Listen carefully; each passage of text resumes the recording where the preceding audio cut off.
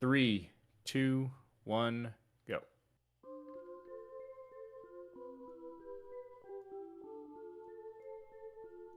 Yo, hello again, everyone. Welcome back to more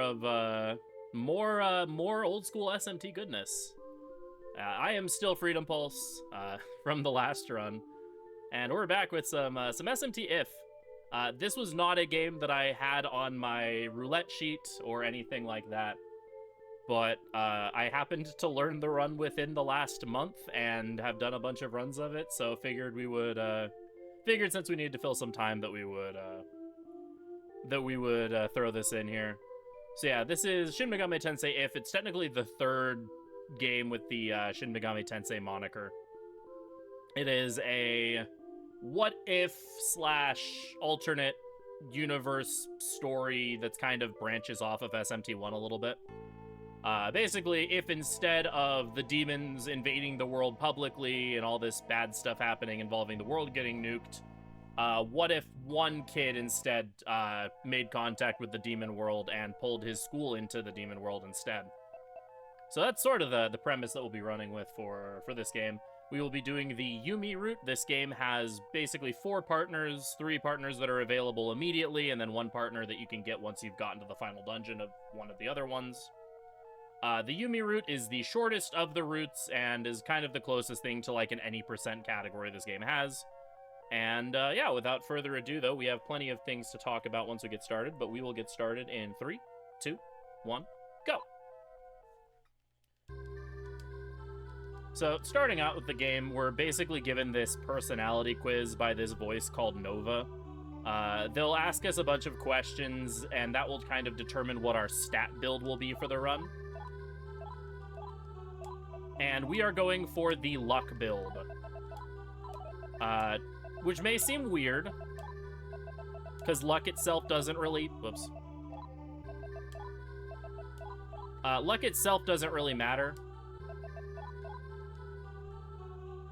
But you are a very lucky person. For whatever reason, the luck build has just more stat points allocated than any of the other builds.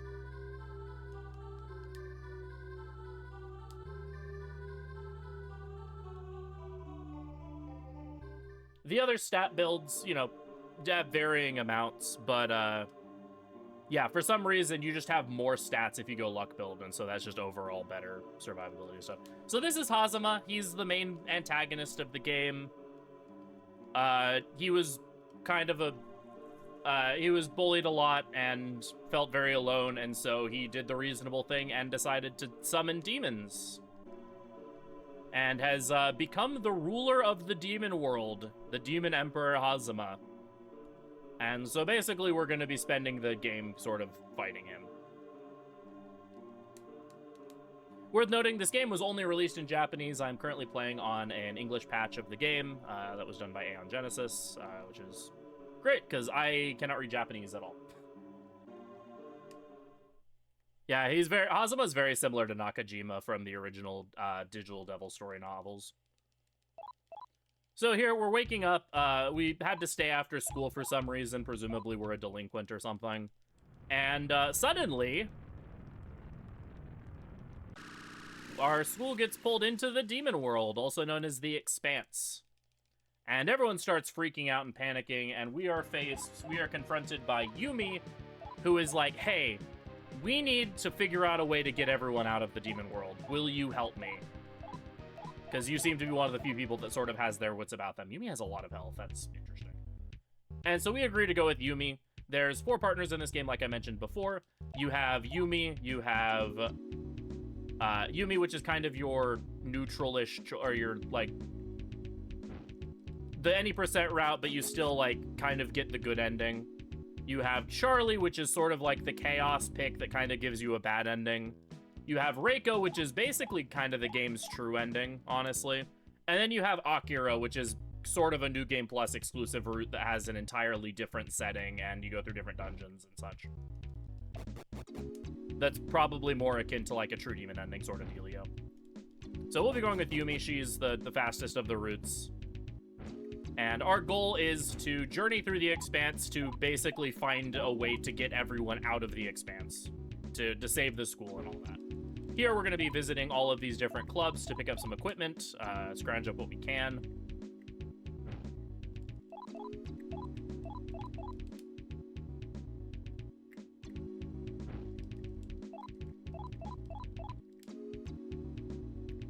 And we will be making the first safety save of the run. Anyone who's familiar with Shin Megami Tensei Nocturne knows that the Preda you fight in the tutorial of that game is very infamous for being pretty brutal. The tutorial Preda in Nocturne wishes he could be as rough as the tutorial Preda in this game. So, quick, we're going to set some configurations. We're going to set battle speed to fast. We're going to set auto to that. And then we're going to set up some of our equipment. We're going to give MC a full set of equipment and this ice pick. And then we're actually not going to give Yumi equipment, aside from this bat. We're going to make sure Yumi does not have any equipment, and then we're going to put Yumi in the front of the party. Because we want Yumi to die. I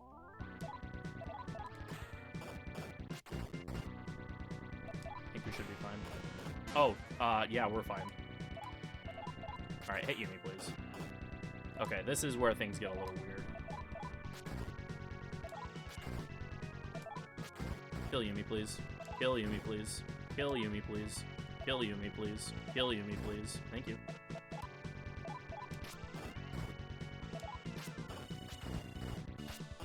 Okay, we made it.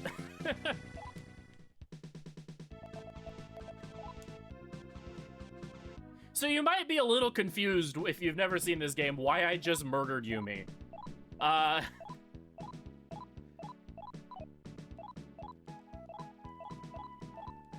So this game has a system called the Guardian system. Basically, whenever a human party member dies, at the end of the fight, they will be revived with, while receiving a Guardian. So here, killing Yumi gives her, Bogle. And this is how your human party members learn spells in this game. I'm actually gonna say it again. This is how your human party members learn spells in this game, is via Guardians. And there's a couple of very specific spells that we want Yumi to learn. The big one that we want her to learn, which she learns from Bogle, is Mapper. Mapper is an ability that you'll see me use right here that summons a mini-map in the corner of the screen. And you're like, okay, Freedom, like, that's really cool, but you speedrun the game, right? Presumably you know where you're going. Why do you need to create a map in the corner? Well, theoretical individual in which I am referring to in order for sake of exposition, there is a very strange bug in the Super Famicom version of this game, the Super Nintendo version, where if you have Mapper up, for some reason, it, like, skyrockets your preemptive attack rate. And basically almost entirely prevents you from getting ambushed by enemies. So we'll be running Mapper through, like, the entire game. So here Hazama shows up in his astral projected pride glory. And is like, I am the Demon Emperor! You will not defeat me! Ha ha ha ha! Or whatever.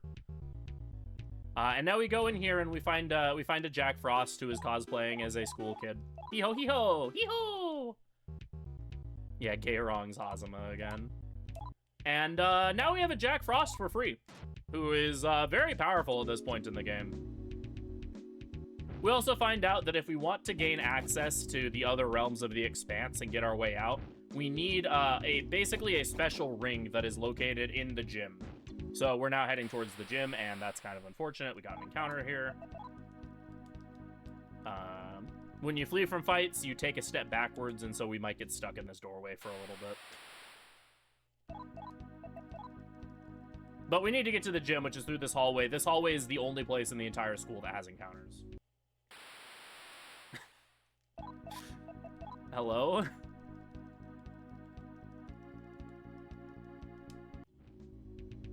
Okay, we made it.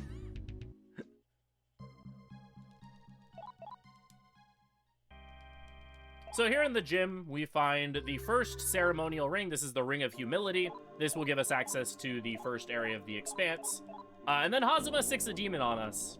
The most terrifying and demonic force that anyone living in the 1990s could conceive of. Mary Jane.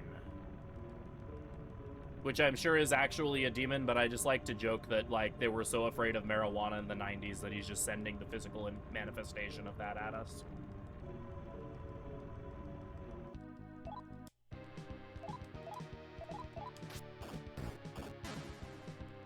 Yeah, that's Mary Jane down.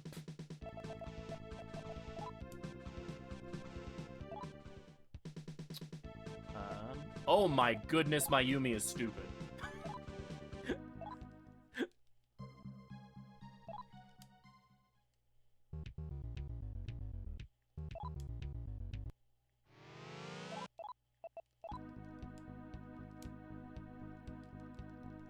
So your partner has one of a couple random, oh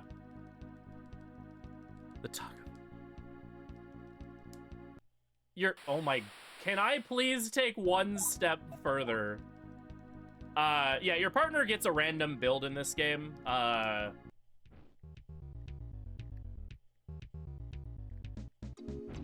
gonna save again. Your partner has one of a couple of different builds in this game, depending on whether you're playing as a male or a female protagonist, and depending on what your build is. And we just happened to get, like, the worst possible Yumi, so that's cool. It's not too big of a deal, but it's just kind of funny. All right, so here we're going to rearrange our party order again. We're going to put Yumi in the front. She still doesn't have any armor, by the way, because we're going to sacrifice Yumi for morale again. This is Professor Otsuki. He's the science teacher. He's also evil. And he's brandishing a giant knife at his students.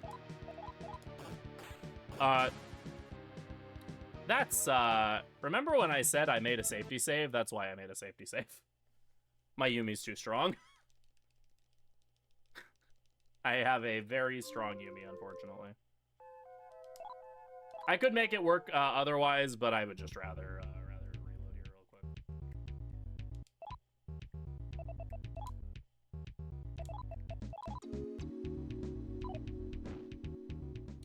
So yeah, we need to downgrade Yumi's Guardian because Bogle doesn't give very good stats and also doesn't have all the skills she needs. One Guardian down from Bogle is, come on, kill it. Yeah!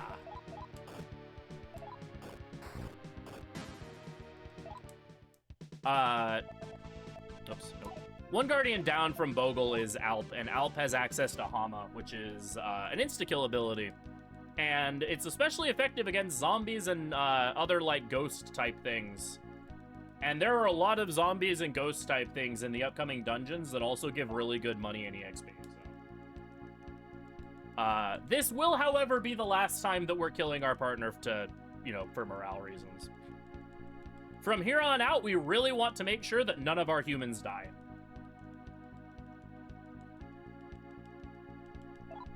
Because the skills that you have, or how many skills you keep and lose between Guardians is determined by how many skill slots you have, and we don't want Yumi to lose any of the skills that she is going to have at this point. And then it's very, very important that our hero never gets a Guardian.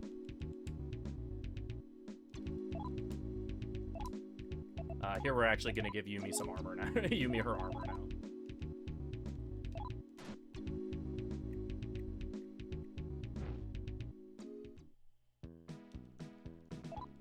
Let's save again for safety. We should be out of, like, the dangerous stretch of the game now, but just in case. Well, out of the dangerous stretch for now. Basically, in order to get the best weapon in this game, and this will come up in a little over an hour. In order to get the best weapon in the game, you need to make it to the Domain of Envy, which is the second to last of the domain areas that we'll be going to. With hero either having one of the best Guardians in the game or having no Guardian at all.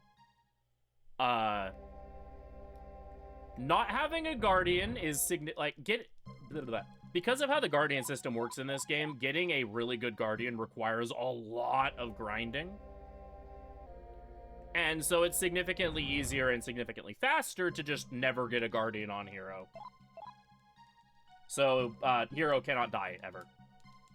I mean, theoretically, after we get the best weapon in the game, we could die, but that would still be slow. So, welcome to the Domain of Pride. This is the first full dungeon in the game. And here we see a zombie girl. This is why we wanted Hama on Yumi.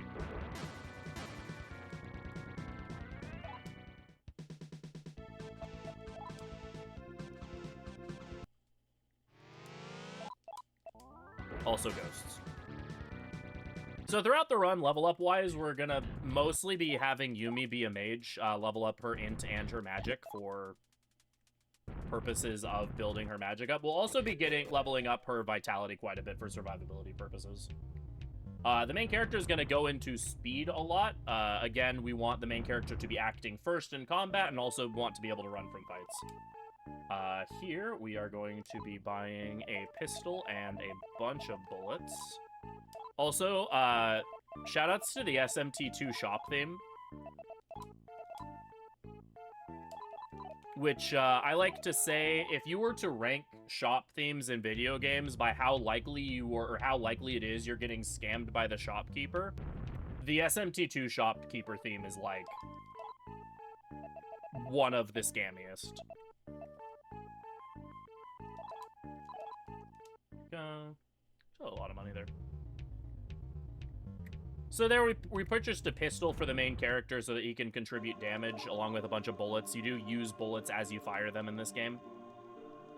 And then we bought 3 smoke bombs. Smoke bombs in this game allow you to automatically flee from a fight without having to actually run or anything like that, and without taking a step backwards. We buy 3 of them. We will have access to the Troffery spell, which does the exact same thing, but in form of a spell. But in some cases, it's better to use a smoke ball because our MC is going to be faster than everyone else, and so sometimes we just need to get out of a fight very quickly. You might notice I'm taking some random, like, extra steps. That's because I'm actually trying to push my cycles a little bit. I want to be fighting I want to fight the boss of this area at New Moon. And so all I can do to, like, kind of progress my cycles closer and closer to New Moon as I'm going will just mean I have to move less. This game has a very interesting bug in that whenever you get a black screen, so whenever you, like, see a staircase, talk to certain NPCs, or interact with a gold chest, it actually resets your steps to the next cycle.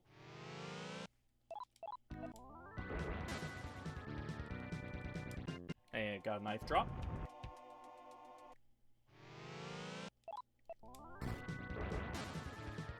And so we're taking extra steps there to just try to get us closer to that. All right, here we have a kobold we want to recruit. Sure. Yes, yes, yes. Sure. Go for it. Okay, cool, we got kobold. Couple things. If the game ever tells you to put away your weapon, it literally unequips the weapon that you have. So it's very important that I remember to re-equip my gun every time I see that prompt. Otherwise, I will get into a boss fight without a gun equipped and be very sad. We do need to recruit a couple of things in this area, though. We have to recruit a SEAC. We cannot continue with the game until we've recruited SEAC. We're gonna examine this chest here to reset our cycle over and over again. The boss is through that door in front of me.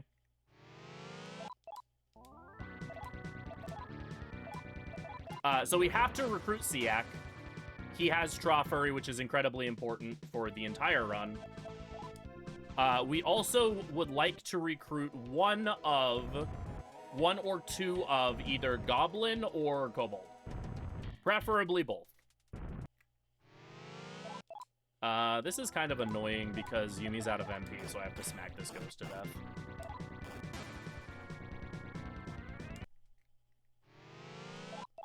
I still don't have MP on Yumi, so I have to shoot this zombie to death.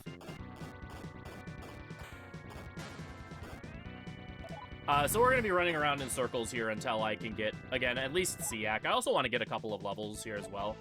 I want Yumi to get to 8 strength and 8 magic And then I also, in order to recruit Goblin, I need to hit level 8.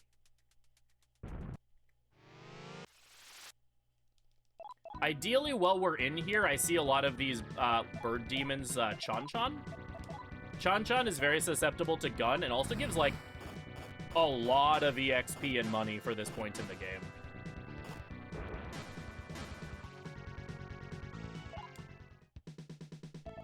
So now we're level 8, so I can recruit Goblin when he shows up, if he shows up. I don't have to recruit Goblin, but I would like to. It's kind of a funny trend in these early Megaten games where Goblin is, like, kind of one of the best demons in the game, despite being an early game demon every time.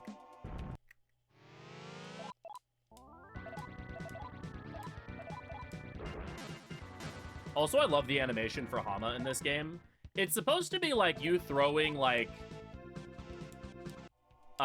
holy paper at them, or like banishment sheets or something, like, or exorcism slips. But I always thought it looked like you were just like shooting like a laser or like a photon torpedo at the enemies. Especially when you're like watching people do runs of this game in Japanese, so you have no idea what's going on. It just like looks like they're just like shooting lasers at everything, which is kind of cool. I mean, look at that, like, straight up, like, Star Wars photon torpedo levels of stuff. But yeah, it's a running theme in this game, in these early Megaten games, for some reason. The Goblin is just, like, an absolutely amazing demon. Because he has both Tarukaja and Makakaja. So an attack buff, a physical attack buff, and a magic attack buff. He also has Sukukaja in this game, which matters a little bit less. We will use it once or twice, I think. I can't remember entirely, though. These zombies are good to kill because they give some pretty good EXP. Now that we have 13 speed on Hero, we are actually going to pump our vitality a little bit. Hey, it's Siak! Hi, Siak. Okay, we put the gun away. We go over here. Hey, free Siak. Nice. And then I re-equip the gun. Very important that I re-equip the gun. Okay, we have Siak, though, so life is good. If I get Goblin, then cool. If not, then it's sort of whatever. I would rather have Goblin than not, but I also am not going to spin here for 5 years trying to get him. So we're just going to run around in circles here until I happen to... until I hit new. This game has an interesting mechanic. Is this Goblin? Oh, it's Siak. Okay. Hi, Siak. This game has an interesting mechanic to it, as does SMT 2, which this game runs on the Shin Megami Tensei 2 engine, so there's a lot of carryover between those two games.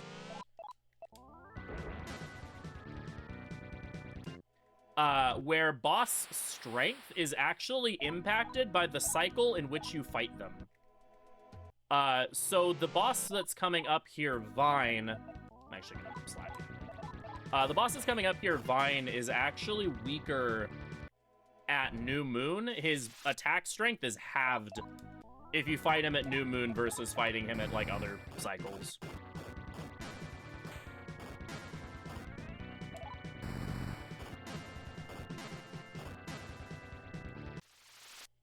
Wow, lots of Chan-Chans. That's a lot of Chan-Chans.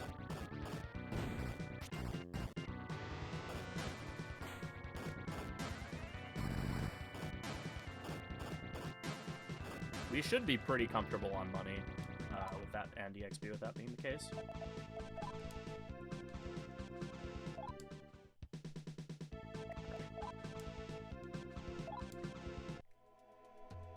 Alright, so we'll spin until we hit new. The other thing about hitting new is that that will deactivate our mapper, which means that the mapper glitch we've been using will no longer apply. If you've been paying attention, you'll notice we've been surprising a lot of demons, which again is because of the mapper glitch. So that will no longer apply until we hit, once that turns off. And unfortunately, you can't reapply mapper until you're on 1/8 noise, or 1/8 cycle. Let's just double check, make sure everyone's... It's not you. Okay, cool. Let's, time for the first boss then. So this is the first boss. This is Vine. Do it for the Vine. So we're gonna buff up. Jack Frost has Rakukaja, which is nice. Siak has Makakaja to buff magic attack. Cobalt has Rakukaja to buff defense. We're gonna have MC shoot, and then we're gonna have Yumi use Zionga to try to beat most of our damage, and also to potentially stun him, or shock him rather. Unfortunately, Yumi really likes missing Zionga, so. Now we just kind of auto battle and hope that we win.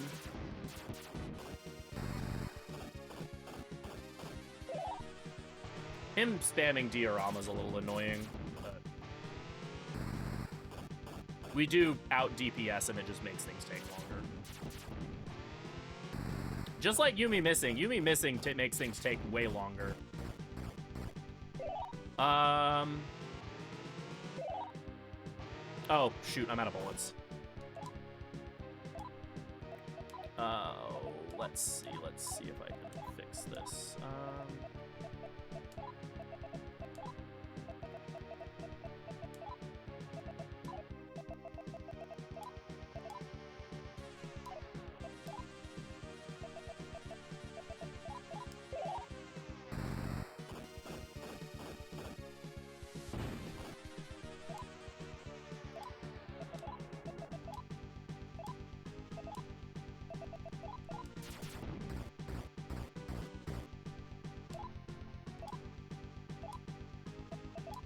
Come on.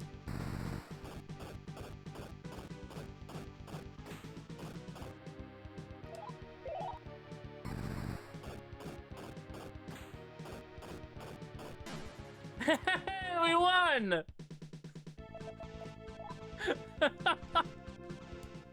I am genuinely surprised that we won.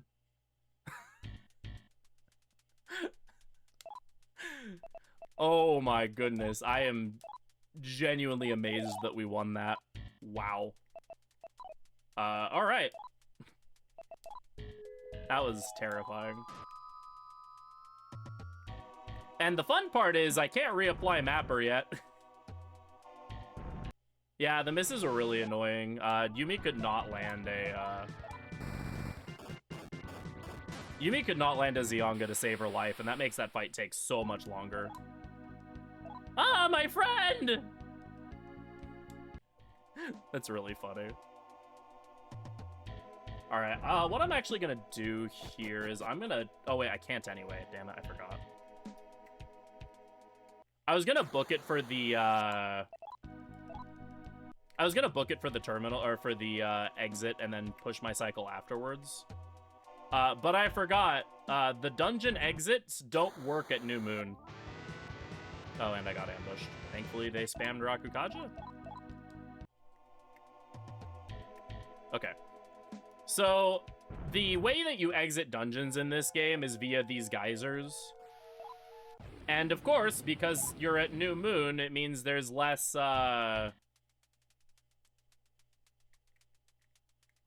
what's the word I'm looking for? Less tidal activity. The geysers don't work at New Moon. Alright, that's an expensive revive, but thankfully my money was actually pretty good up to this point.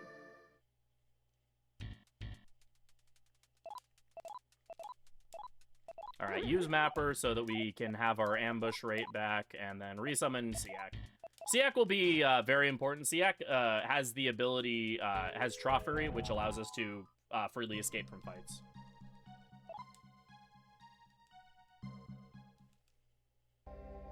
But yeah, that's Domain of Gluttony down. Or, sorry, that's Domain of Pride down. Now we have Domain of Gluttony.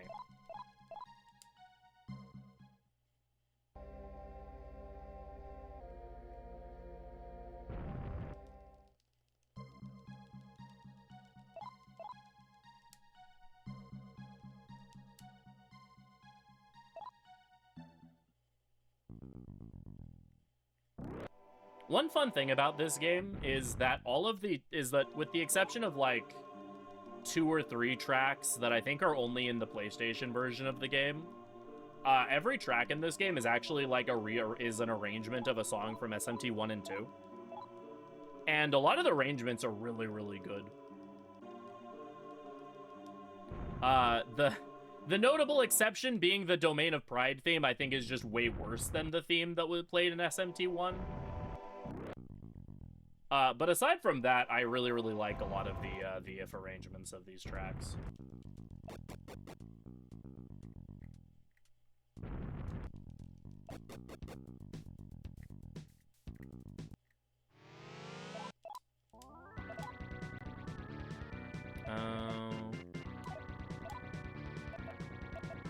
Actually, it's just a Breda. That's not worth fighting.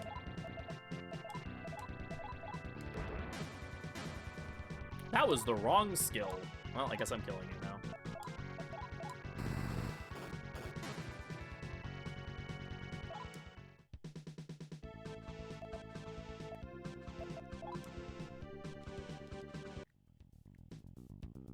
That's something I don't want to be doing too much, though, because that's pretty MP inefficient on Siak.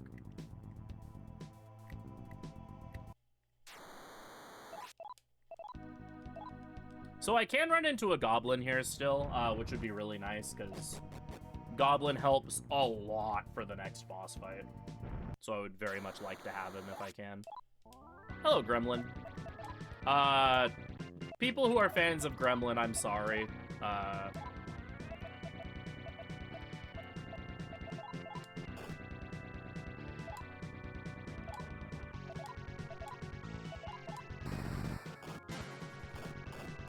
He's adorable, but he's like really good EXP.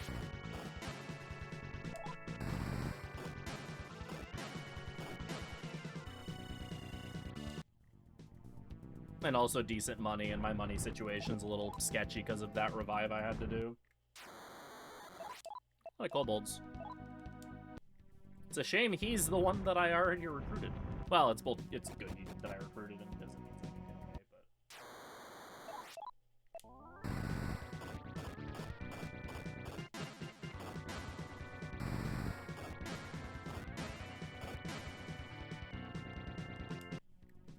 So we're taking fights basically until I hit level 13 and some change on the main character.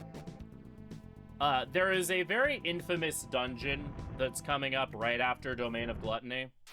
If you're at all familiar with this game, then I'm sure you're very aware of it. And in order to get through that dungeon in anything that resembles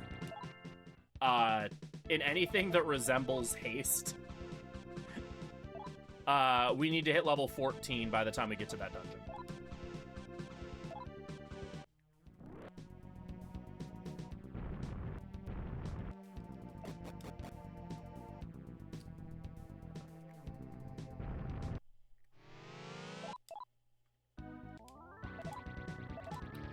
I'm gonna kill this Hanako here because she can potentially drop me a Hiranaya, which would sell for a good amount.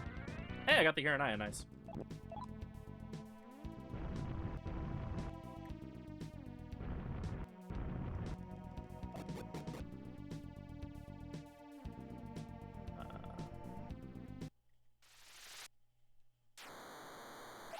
Oh yeah, this encounter is very much not worth fighting. Strawberry.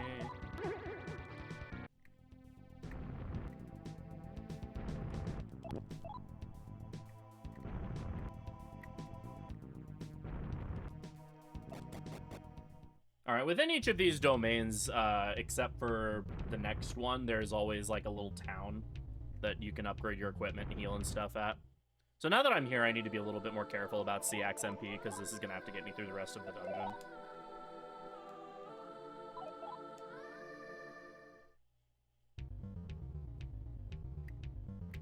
We're also going to be stopping by the weapon shop here, and we're going to be upgrading the bullets we've been using. We've been using the base bullets for a while. We're actually going to now upgrade to shotgun shells, which you can still fire from your regular gun. Yeah, this Hiranaya sells for quite a bit, which is good. That makes up some of the money. Yeah, so we're going to buy a stack of about 80 shotgun shells, and we're going to throw those onto the main character. There's a chance I get a drop of some shotgun shells from the next boss as well, which would be helpful, but it's not required. That's all. That's why we buy 80 instead of like 99. Also for some money reasons.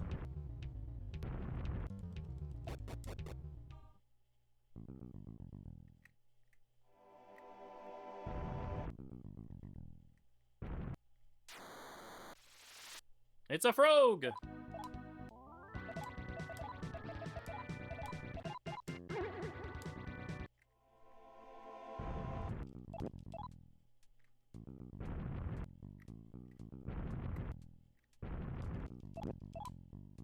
That Disc Poison could come in handy after the next boss fight, because the next boss likes to spam poison. That Soul Sphere is a guaranteed revival item. It's like the only guaranteed revive we get in the entire game.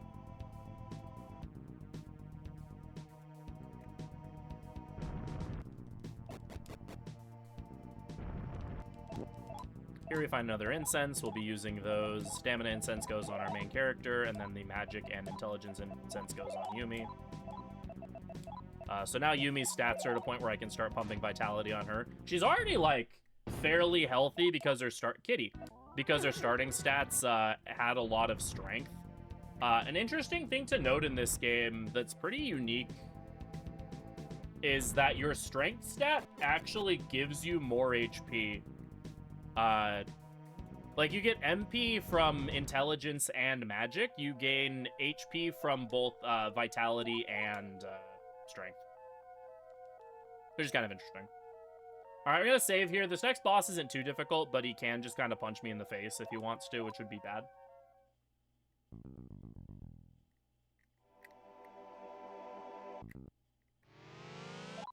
Ooh, Zombie Teacher. Zombie Teacher gives really, really good money.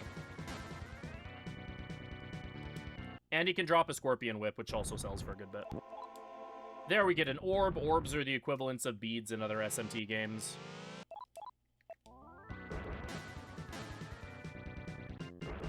This one is a guarantee. It's the only revive that we actually can get, and it's also guaranteed in that it will work. Alright, here we're going to resummon our Kobold. Unfortunately, I didn't get a Goblin. Because the regular revival item in this game, the Quinton, has a 1 in 32 chance to fail.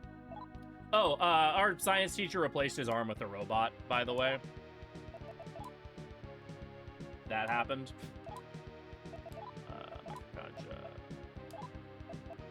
Raku, gun... Zyanga.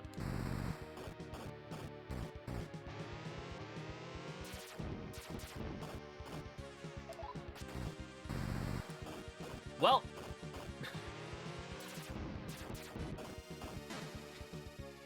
Remember when I picked up that one revival item that's like the only one I get for the entire game?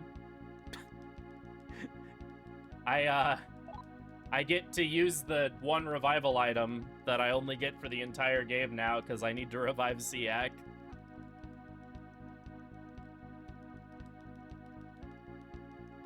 So yeah, we beat up Otsuki again. This gives us the Microplasma.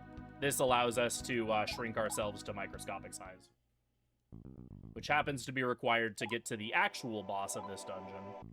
Alright, let's return Kobold again. And then use that Soul Sphere on Siak.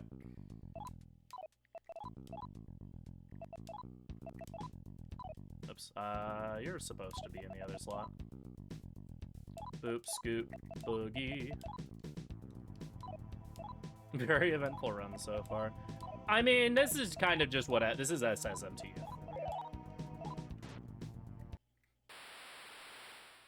Goblino!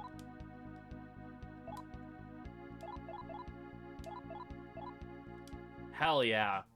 Also re-equip the gun.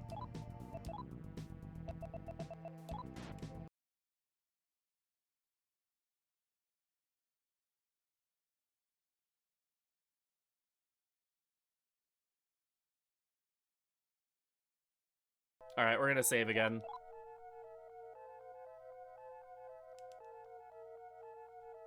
The next stretch is, like, unironically the scariest part of the run.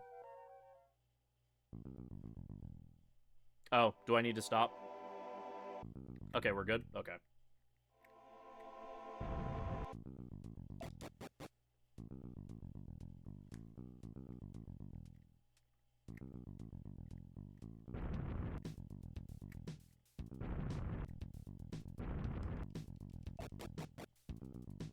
But yeah, for those, I don't know how much y'all missed, but I got Goblin, which is going to make the next boss much safer.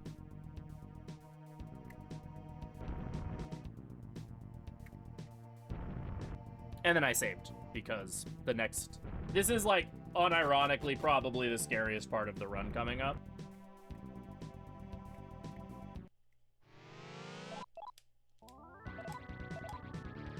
I haven't checked my level. I'm actually gonna do that really quick. I'm level 12, okay. Like I said earlier, I need to hit level 13 and some change before the next boss fight. Yeah, SMT if is a run compared to like SMT 1, which is a very stable run except for when the game decides to troll me, kind of like it did earlier. This run is fairly volatile at times.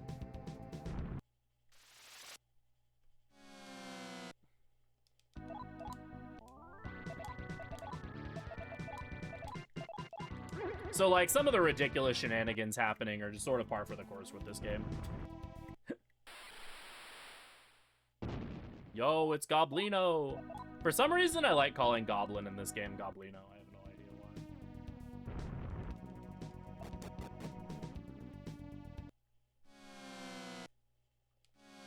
why. Also, welcome to SMT Ifs Encounter Rate. Or welcome to Old School Megaten Encounter Rate. Alright, we're getting a lot of goblins now. Well, yeah, I'm only gonna fight things that actually give me good EXP, though. None of the stuff that I've been running from actually gives me worthwhile experience. It would just be a resource dump. So this is Orcus. Shoutouts to Orcus and Strange Journey. Buono. And these guys. These guys are adorable, and I love them, and I would do anything to protect them. They're so cute. But, Orcus has a stomach parasite that's causing him to be infinitely hungry. No matter what he eats, he will continuously just need to eat more. So we shrink ourselves down to microscopic size so that we can go inside of Orcus and kill his parasite. As one does.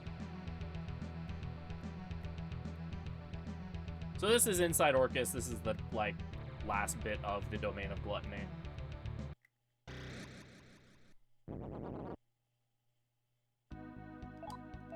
Okay, this is something I can fight that gives good EXP. You defend, you shoot the flower.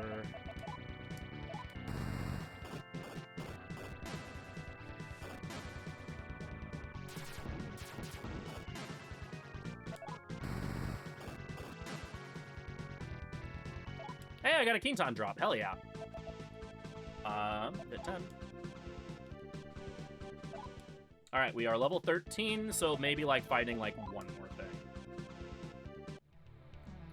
So I mentioned this before. Quinton is, like, the revival bead item. We'll fight this just so I make sure I have enough EXP.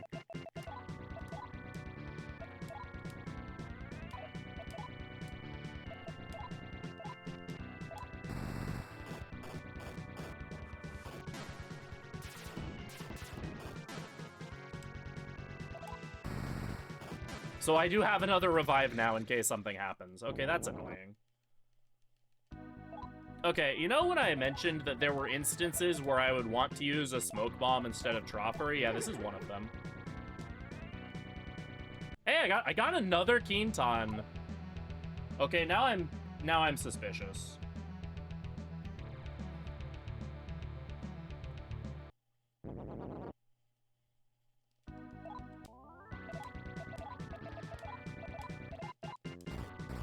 Don't kill Siak. Okay. Everything's fine.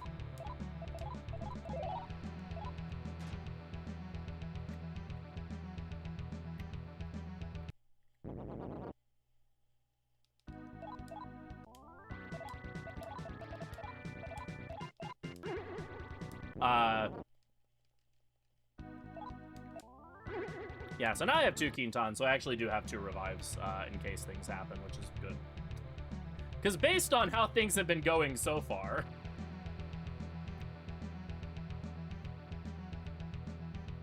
and the fact that I've already burned my other revive,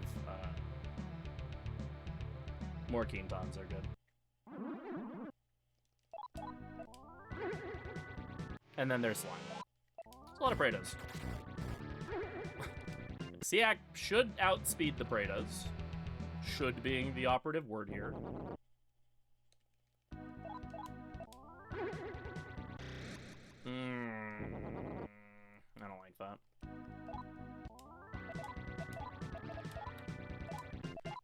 that. The stomach worms have some pretty devastating attacks and are faster than Siak. And so when I get a follow-up like that with one of the stomach worms is when I use those smoke bombs. Okay, I need to face north, which is that way. It's unfortunate because I only have 3 smoke bombs until I get to Domain of Gluttony. Or, sorry, Domain of Greed, which is like right at the end of the game. But I would rather, you know, use them and not need them.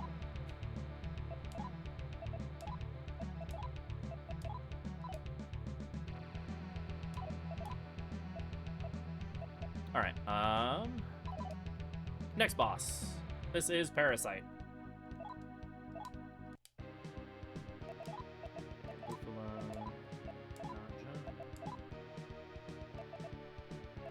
You actually do Tarukaja, and then Sionga, Raku. That's unfortunate. Oh, I also used the wrong thing here. I was supposed to use the Megidolo Stone. Yeah, this is If's version of Arachne, more ways than one. Okay, well. That's Parasite down. That was actually quite good, and we hit level 14, which is excellent.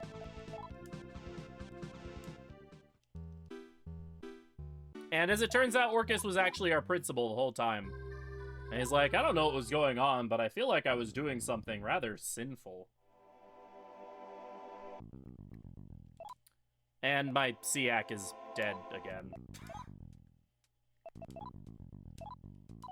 Good thing I have some Quintans!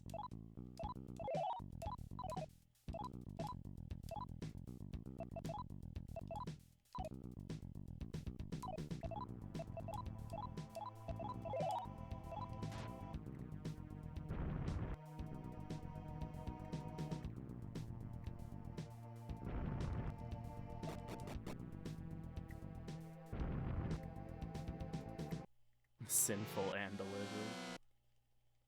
Ah, it's the Holy Ghost. Yes, that is actually the name of that demon on the right. It's the Holy Ghost.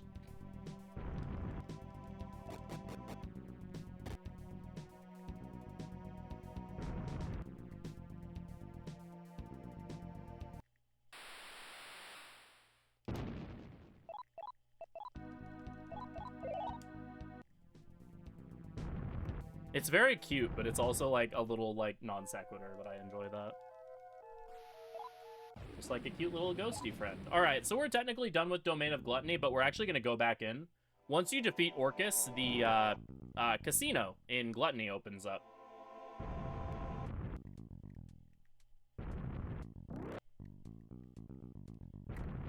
And there is a very specific item that we very much want from this casino.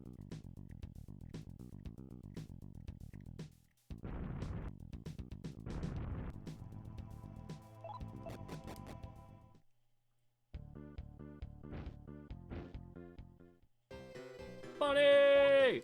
Whoops. Alright, so we want 450 coins.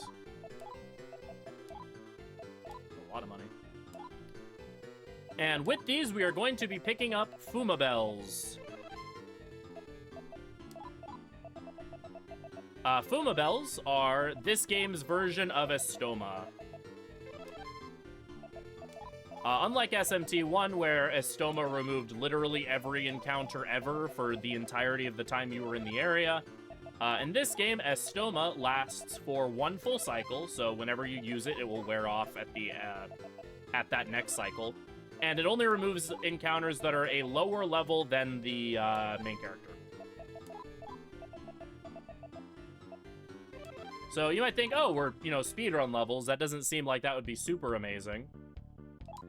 However, it just so happens that level 14 is exactly a high enough level that we can remove all but 1 enemy in the next dungeon.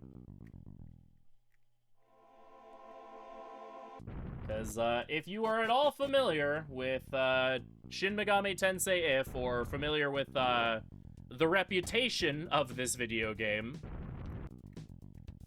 the next dungeon is the Domain of Sloth.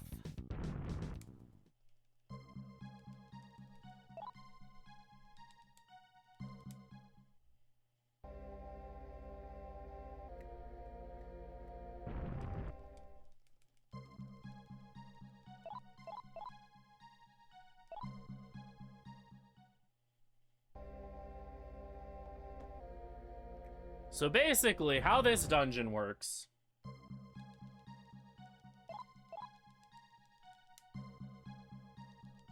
is the ring that gives us access to the next domain is buried behind a bunch of rubble. All of the students from the school are currently digging to get to the end of their caves, and will dig one tile every full every full moon cycle. In order to get to the ring that will finish the dungeon, we have to advance 8 moon cycles. The quickest way to do this is to run back and forth in this one hallway for 20 minutes. Worth noting, the timing, or the actual digging doesn't start until you talk to this guard here. Yeah, thankfully the music here is the Ginza theme from SMT1, which makes it a lot better.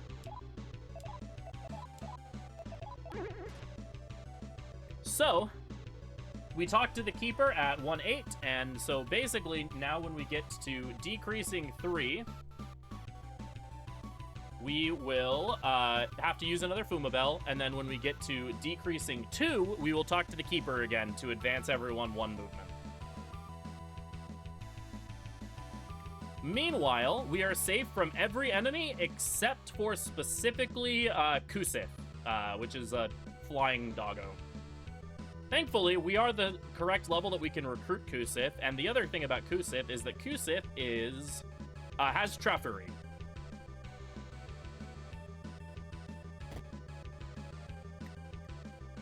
So, and has more HP than Siak. Also, we're gonna heal here just 'cause.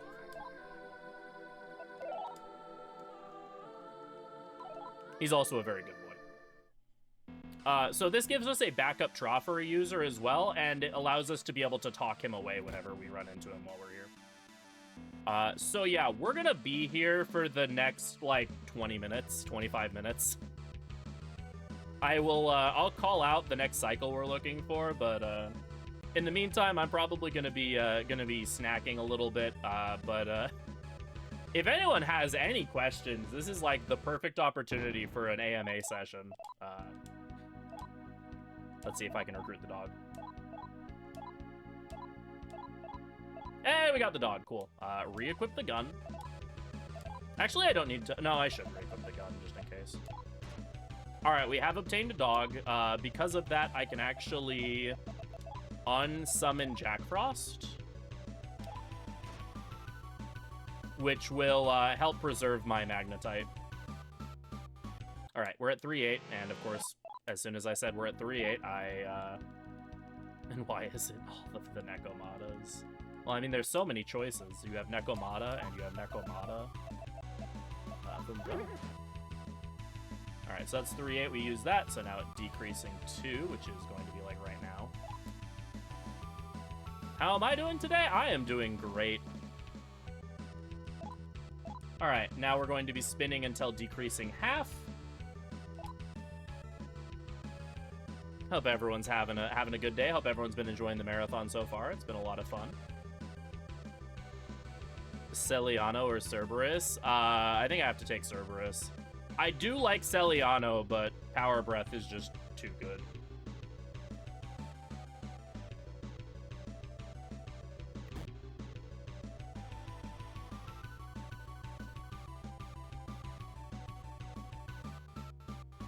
Oh, I thought that Xana was asking, like, which I preferred. Of all of the routes I know, which would I say is my favorite? Oh, of all the if routes I know. The only one that I've done runs of is Yumi. I want to learn the Akira run soon. I might try to do that once this marathon is over. I think my next goal will be to learn the Akira route.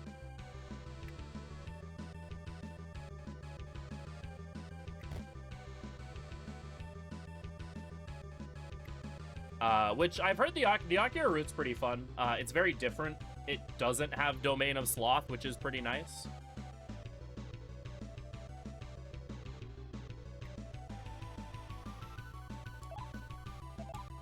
Oops.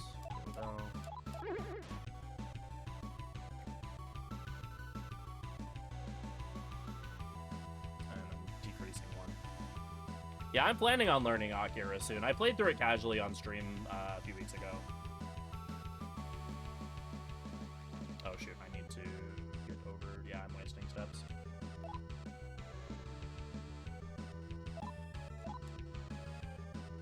Okay, decreasing 5, I need to do the thing. Would you let Office Nekomata scam you? Always.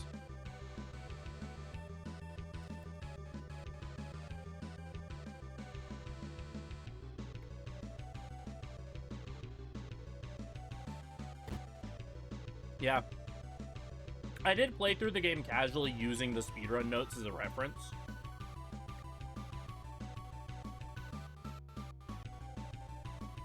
And so I was doing a lot of the speedrun strats and such, but I wasn't, like, actually speedrunning it at the time. But yeah, both of the if routes have, like, their pros and cons. Why does Maka Beam exist? Because someone at Atlas likes watching people suffer. Yumi route is after you get out of once you get out of Domain of Gluttony, Yumi route is pretty stable and pretty comfy. Okay, decreasing 5. I use another thing, and then at new I talk to the person. Albeit you have Domain of Sloth, which 3 of the 4 routes have to deal with. Akira route doesn't have Sloth, and it's overall like a much more fast-paced run and generally more enjoyable.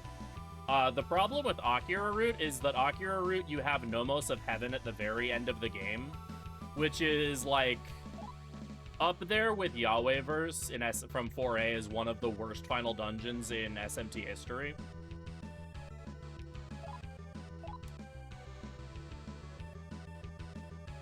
Decreasing 6, I use another Fumabell.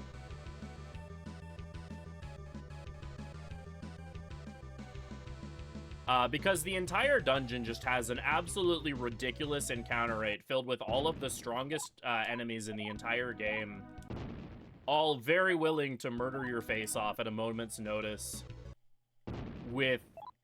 Goodness gracious. With, not a whole lot in way of, like, refilling or preparation. And additionally, with Nomos of Heaven, the nearest save point to the Nomos of Heaven, the final dungeon of the game, is at the beginning of the previous dungeon.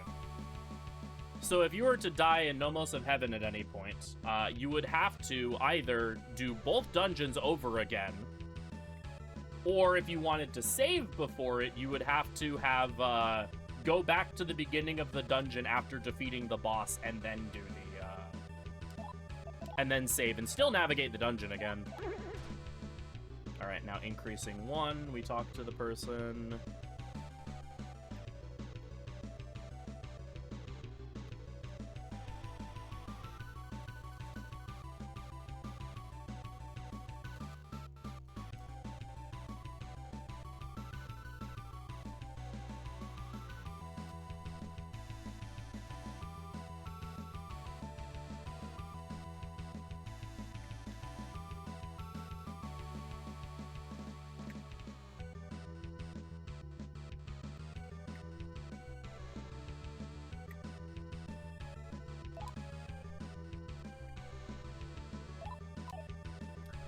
Let's see, now that ads are over. Okay, talk to you about new. Use the thing at decreasing 7. Of only mainline SMT games, which is my favorite? Probably SMT 5 Vanilla.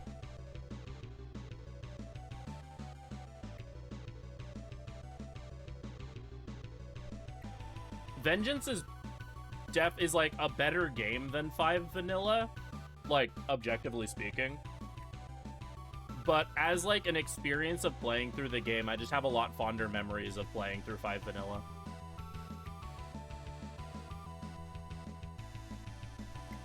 And it's like a game that I definitely enjoyed going back to more outside of speedrunning and stuff, whereas like with Vengeance, it's basically like I speedrun it occasionally and then put it down for a while and don't really feel like doing like challenge runs or anything with the game. Alright, increasing 2.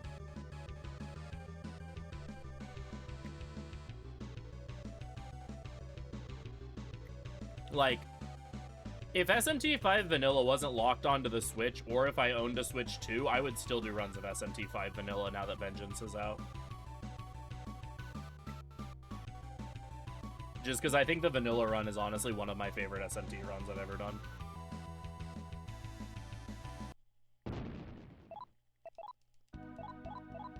Nice shotgun shell.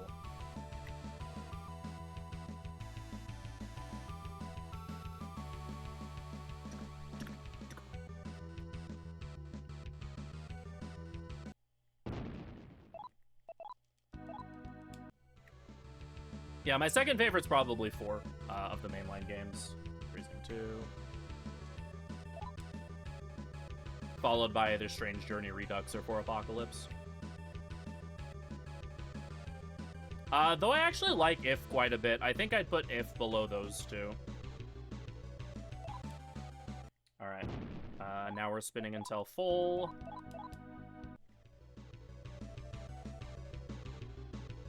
We are almost done. This is the 6th cycle that we're doing currently. Yeah, I'm kind of in the minority in that I'm not a fan of Desu much. That's mostly just because I'm not a fan of the genre. Strategy RPGs just aren't really my thing. So I kind of found Desu to be a bit of a frustrating experience when I played through it, and I never actually got all the way through too.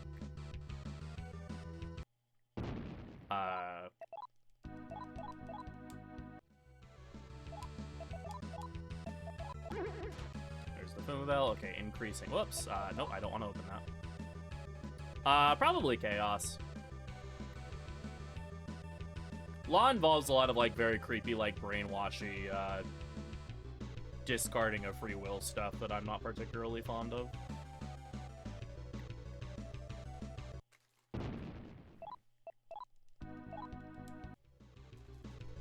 I feel like Chaos, even though Chaos tends to be depicted pretty extremely in these games for obvious reasons, leaves a lot more room for moderation.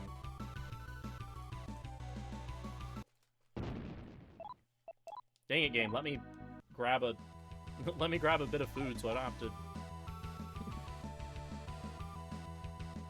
Keeps like stopping me from being able to one-hand the controller. What did I say? Increasing 3? Yeah.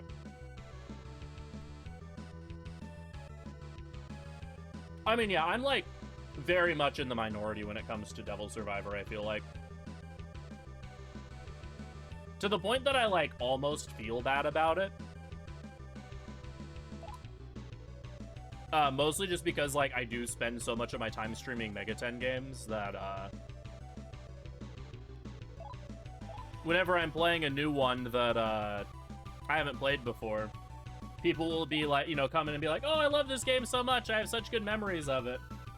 And I just remember playing through Devil Survivor, and it was like, I was just not having a good time with it. Again, it's mostly just, it's not my genre of choice. And I was just having an absolutely miserable time playing through Desu. And I was just like really grumpy and angry a lot of the playthrough or whatever. And then I'd get people be like, oh, I love this game so much. It's my absolute favorite. I'm so happy to see you playing it. And meanwhile, I'm like, I hate this game so much. It sucks or whatever. Like, obviously, I don't think the game sucks. It's just not for me. But it is just kind of like one of those things I think back on it. I'm like, oh, well, whatever. Unfortunate.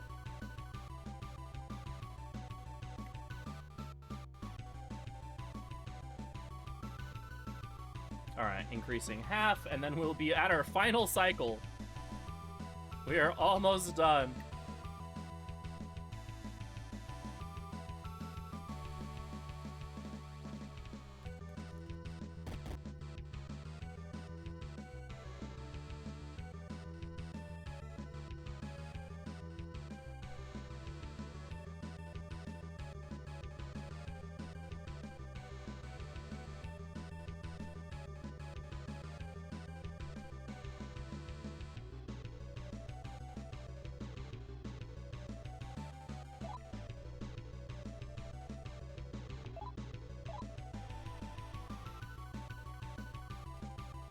All right, increasing 6.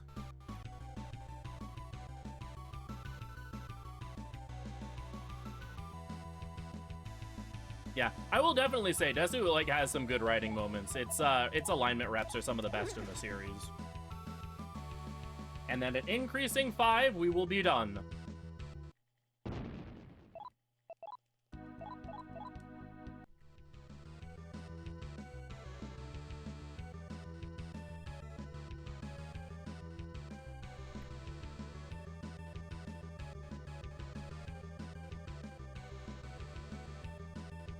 I always say it's a really good thing that Atlas decided to put the Ginza theme here in Domain of Sloth. Can you imagine how much more awful this would be if the song that was playing during this point sucked?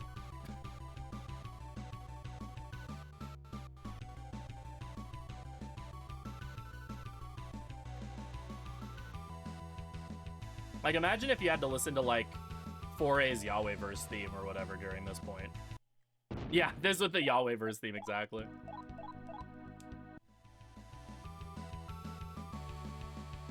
Yeah, or sad VHS noises. You would mute the music. Oh, I absolutely would. Now I will use Mapper again. Okay, so increasing 5.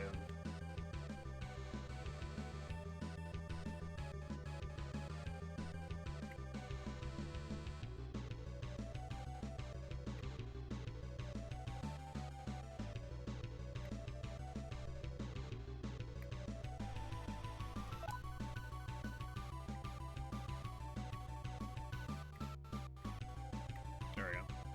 1, 2 few steps. Alright, unfortunately we can get normal encounters on this, at this point, or on this floor. And then pretty soon we will also be getting encounters again because I'm about to run out of my, Estomas. Oh! Apparently I messed up.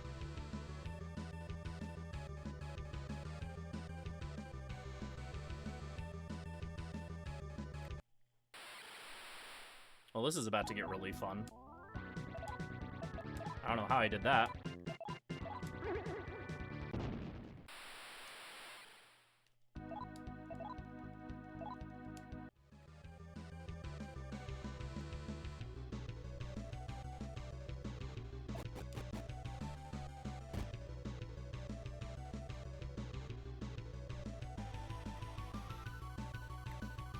Let's hope it just takes another...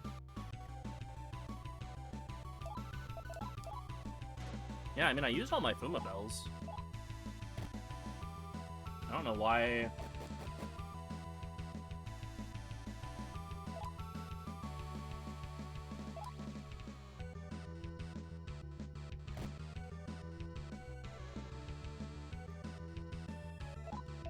Yeah, that's weird. Okay, well, this sucks.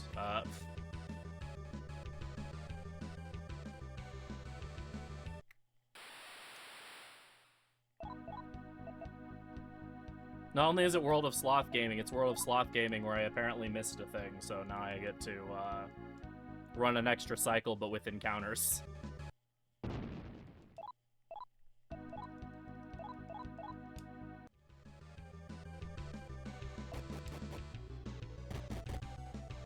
I can safely say I've never done that before. Yo, thankfully you can talk way, Jack Frost. Yeah, I'm not sure what happened.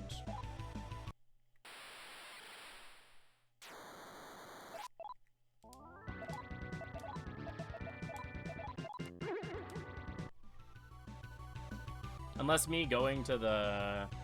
No, actually, I have no idea.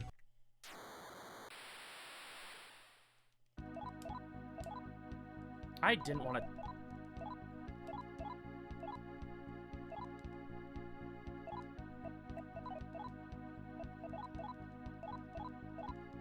Well, we got a Bogle, I guess.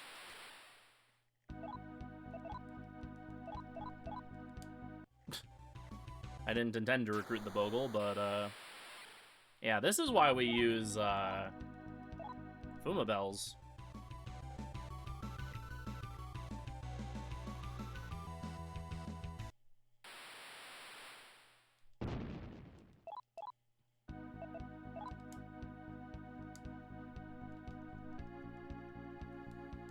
Let's see. I think the best way to go about this would be to dip out, go to the school, and run the cycle.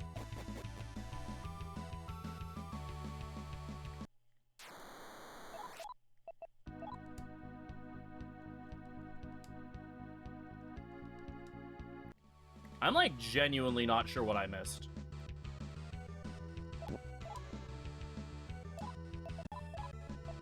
Because I used all of the... I think I talked to them at all the right times, I was pretty sure.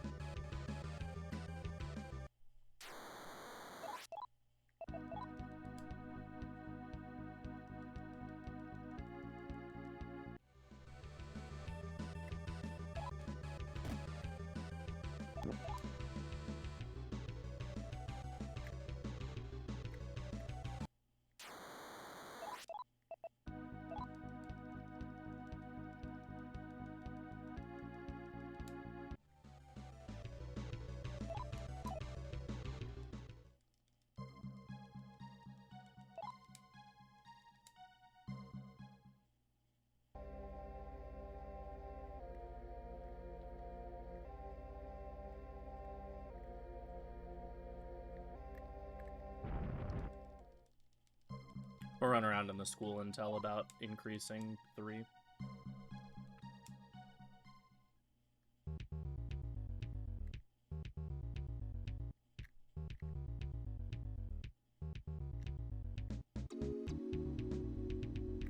So this is how you would do Sloth casually, by the way. Or a way to do Sloth casually if you didn't have Fuma Bells. Is because you can't get encounters in the school, you would just run back and forth in this hallway for a while and then go check with the person.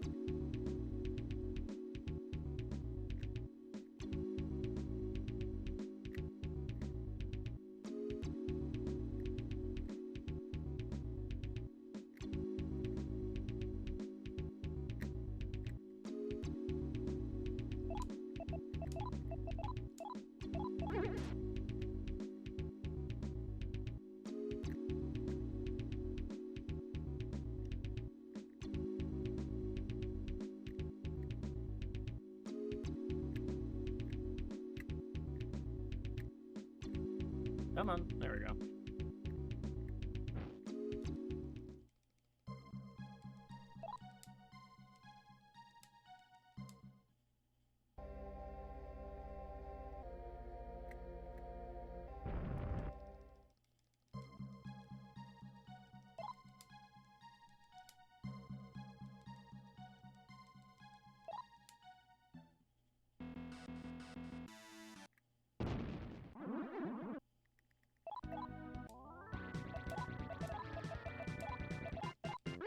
Are we safe now? We should be?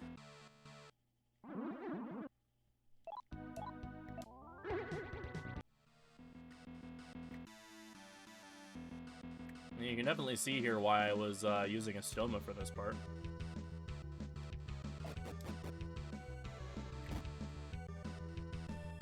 So yeah, if I go over here at increasing 5, I should be,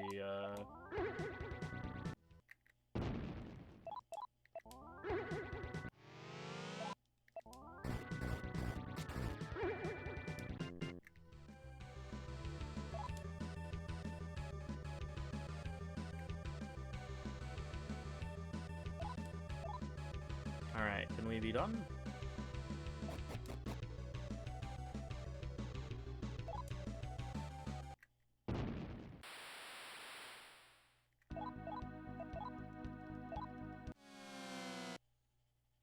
So one kind of annoying thing in this game...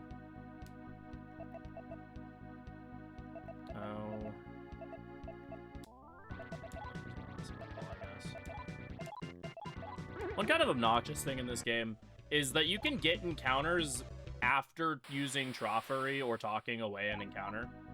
This has come up a little bit, but figured I'd bring it up again because it's very obnoxious, because when you get a follow-up, you lose the preemptive you get from the mapper glitch.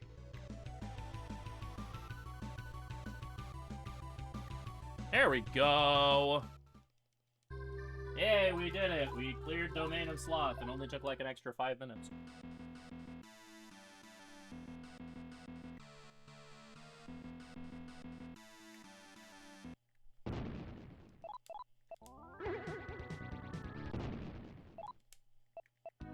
Stupid Hans. I guess we try to run. I don't know how fast Bicorn is. Okay, not that fast. Oh my goodness. Game, please.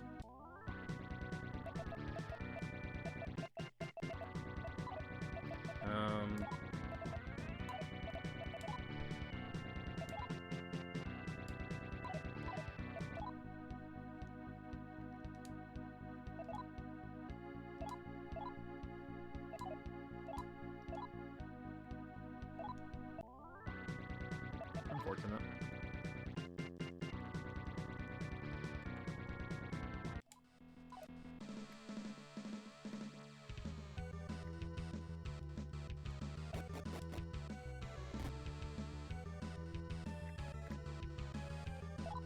Alright, let's get the hell out of here.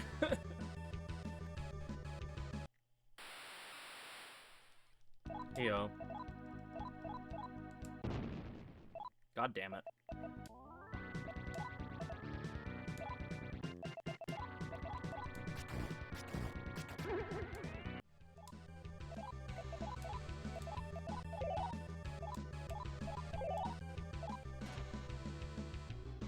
Let me out!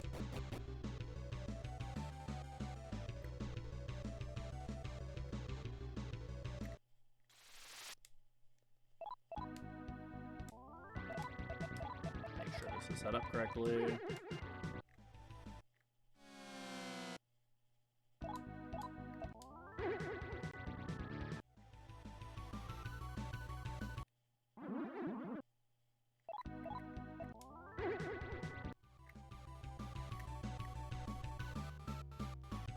Okay, we are out.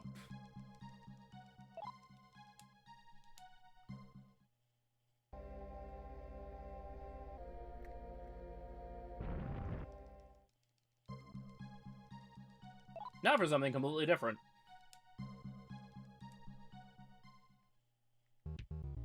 I mean, anything would be different from that, but we're actually not going to jump right into the next domain here.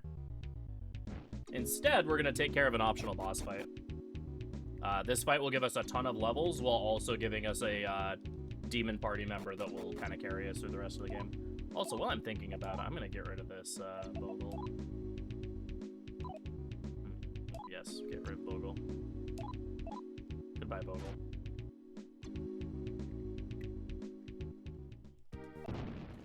Cerberus!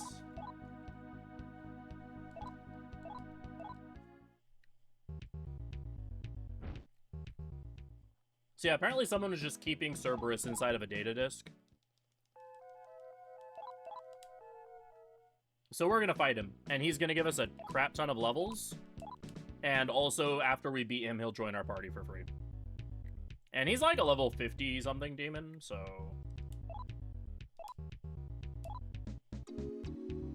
Alright, summon Q-Sith.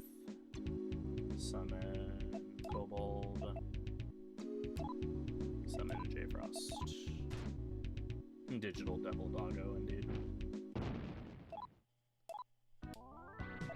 Alright, so Cerberus here happens to be susceptible to Hama, so we're going to just try to tank up and hopefully either Yumi or Siak will land Hama before we die.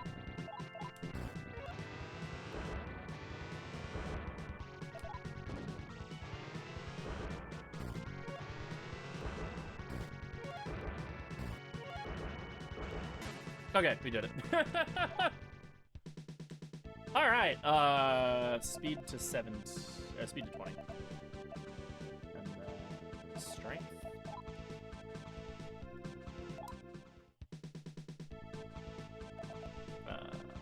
Stamina to 17.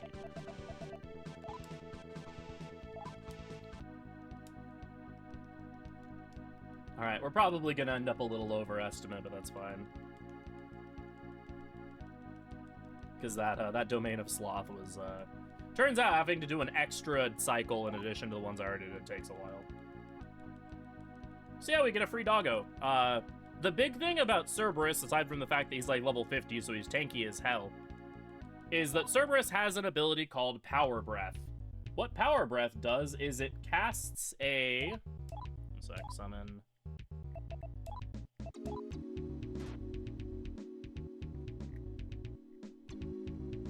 it casts 1 stack of Tarukaja and 1 stack of Sukukaja on your party.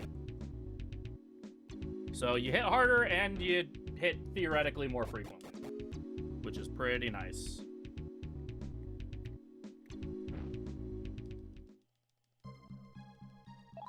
Cerberus also has access to Recarm, so he can revive dead party members. And now with that, we are going to head into the next domain. The next domain is the Domain of Envy, which, the Domain of, Sloth gets a lot of, attention because it's, well, you saw.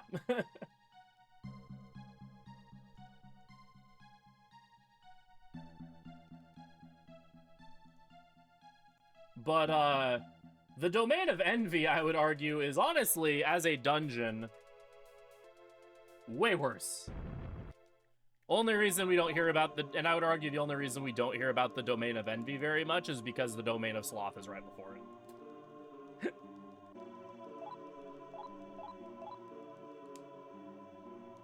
So here, the statue of Hazama that introduces each of the domains is like, you will see for yourself how fragile the bonds of friendship are, or something.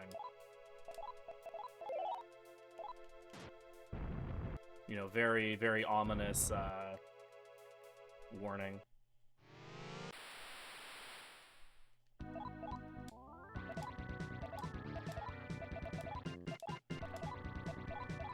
We also have 2 Troffer users now, which is nice.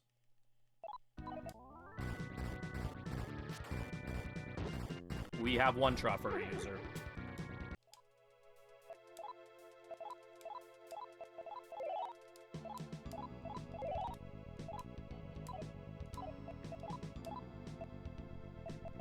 Oh, I should have let Jack Frost be dead, actually. Oh well. For reasons, it's actually beneficial if Jack Frost is dead.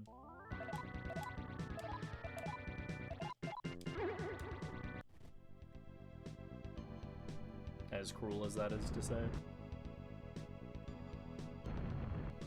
So Domain of Envy introduced Dark Rooms. Dark Rooms are kind of a pain in the butt to navigate in this game simply because of how laggy they are to go through. So here, Mr. Steal Ya Girl shows up. Why do I call him Mr. Steal Ya Girl? Because he steals our girl. So thing number 1 about the Domain of Envy, we have to do the entire thing without Yumi.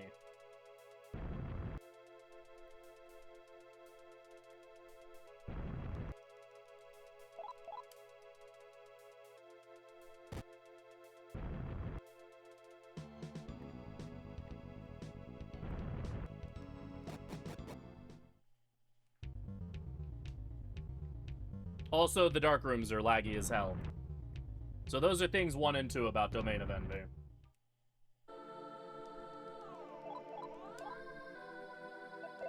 Oh, I should have Rose Cobalt and saved myself 1,000 Maka. Oops. think my money's fine, but...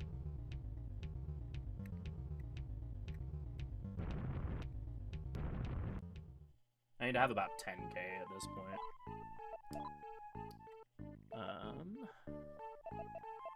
Scorpion Whip, Core Shield. I can actually sell this Megadola Stone. Sell that.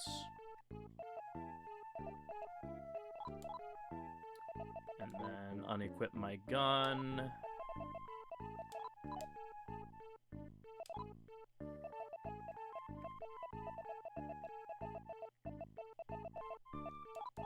Alright, we have enough money. So we want to buy one dolphin helm and one skull kaikogi. The skull kaikogi especially is very important because it makes us repel fizz.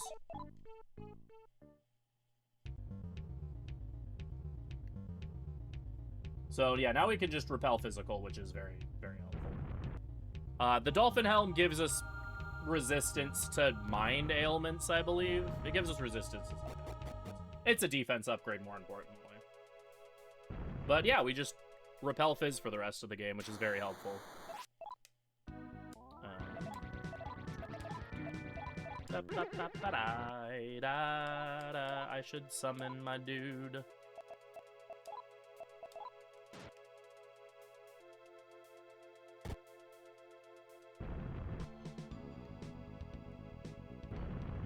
So the good news is MC is pretty safe. Alright, so this next floor is a gimmick floor where you're not allowed to use magic on the entire floor.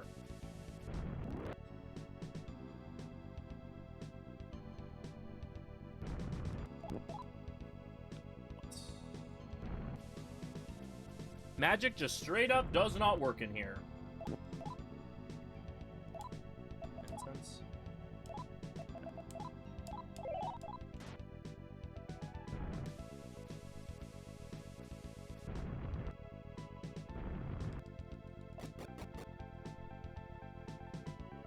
And I believe this floor, you're not allowed to use your comp.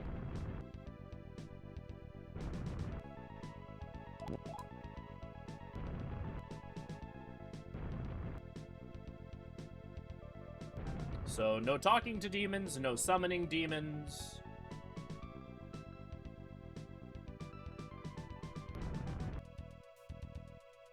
We're checking this chest to reset our moon cycle.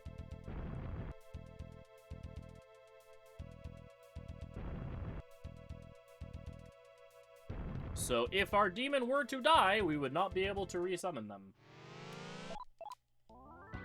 Ghouls and ghoulettes.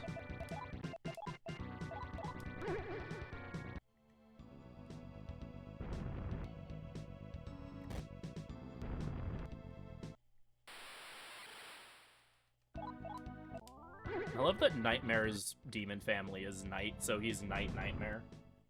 That's really cute. Thankfully, we have a save point here. We get the least awesome best sword in the series, right? Yeah, so I made a comment at the very beginning of the run. For those of you who are just joining us now, it was very important that the main character never died throughout this entire run. Reason being, if he had died, he would have received a guardian. And it's very important that for the, in order to get the best weapon in the game, you either have to not have a guardian on the main character, or you have to have one of the best guardians in the game.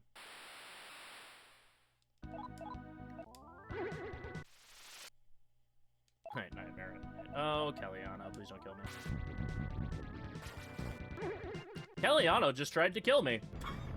He just tried to Mamuto my face off. Thanks, Kellyanna.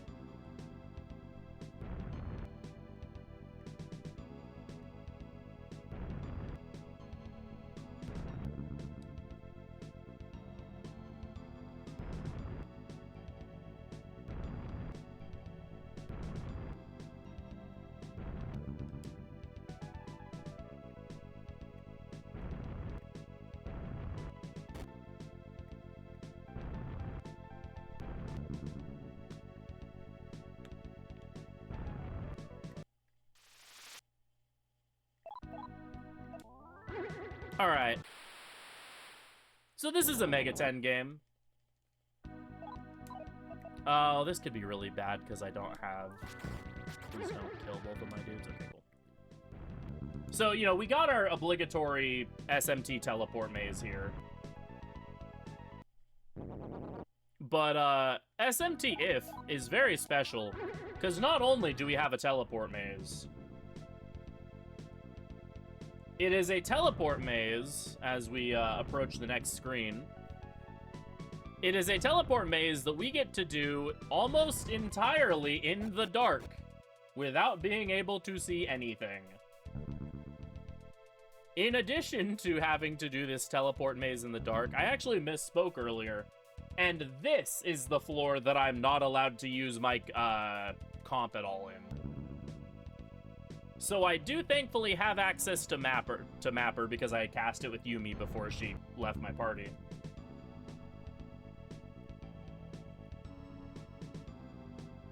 Oops. However, if I were to lose Mapper for some reason, like if my cycles weren't lined up correctly, which I've set my cycles up very well, I would not be able to use the auto map feature to check where I am, so I would be stuck to wander in the dark for eternity. Also, a friendly reminder that moving around in these dark areas is kind of laggy.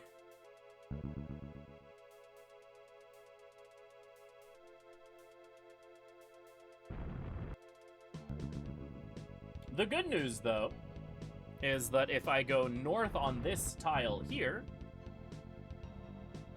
and then forward here, we find the Hino Kagetsuchi, the sword that holds the power of Hino Kagetsuchi.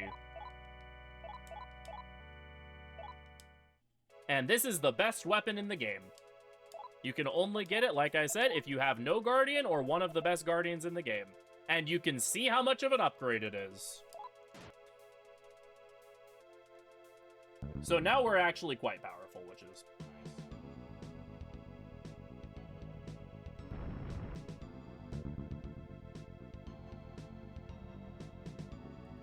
Unfortunately, we have to backtrack a bunch to get out of this teleport maze so we can start the teleport maze over again to actually get to the end.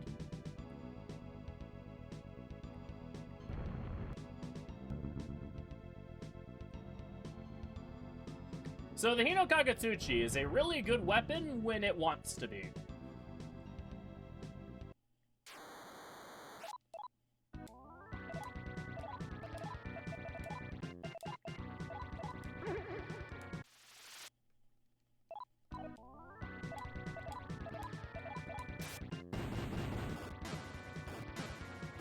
Like, you see that's pretty darn good, right? So the Kagetsuchi hits anywhere from 1 to 8 times. With, moderately okay accuracy. This is why it's so important, what I mentioned earlier, that Cerberus's Power Breath gives you Sukukajas. Because the accuracy on the Hino is not great.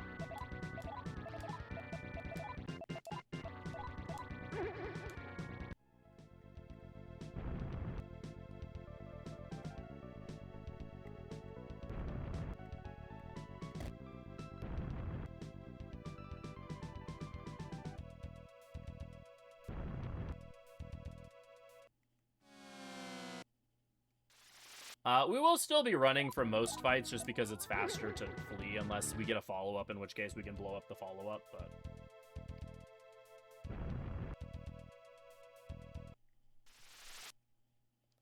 but... the other quirk about the Hino Kagetsuchi that's worth noting is that it doesn't attack with physical attribute. The Hino Kagetsuchi actually is fire elemental.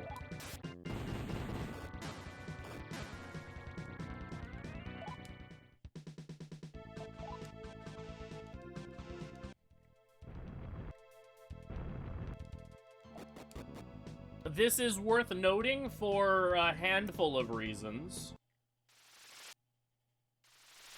Reason number one is it means it can actually get around enemies that have Fizz immunity, which is really nice. Certain versions of the boss of the next domain are immune to literally everything except for fire. And so the Hino actually is able to deal with her pretty well.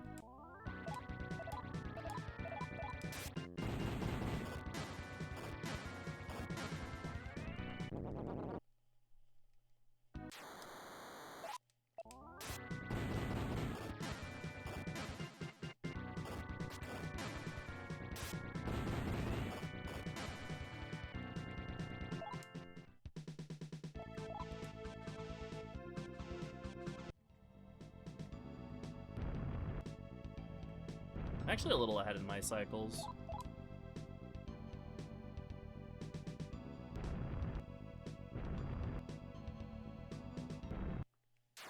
I need to kill some steps. I want to fight Lilith at 2.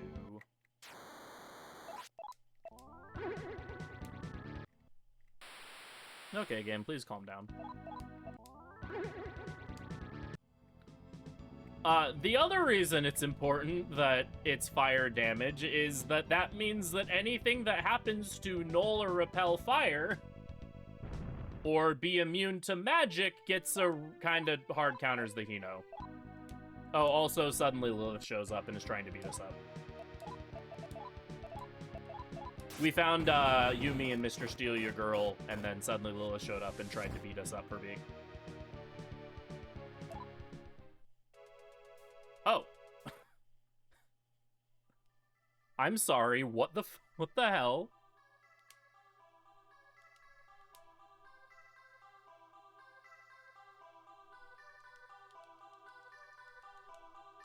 Insert, that's never happened before.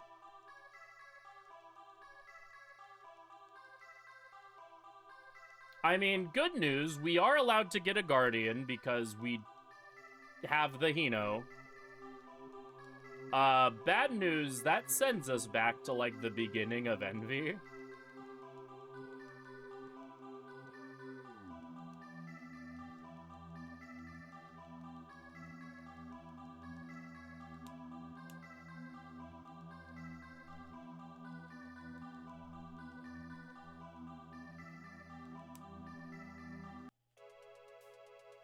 So, we get to navigate the whole dungeon again.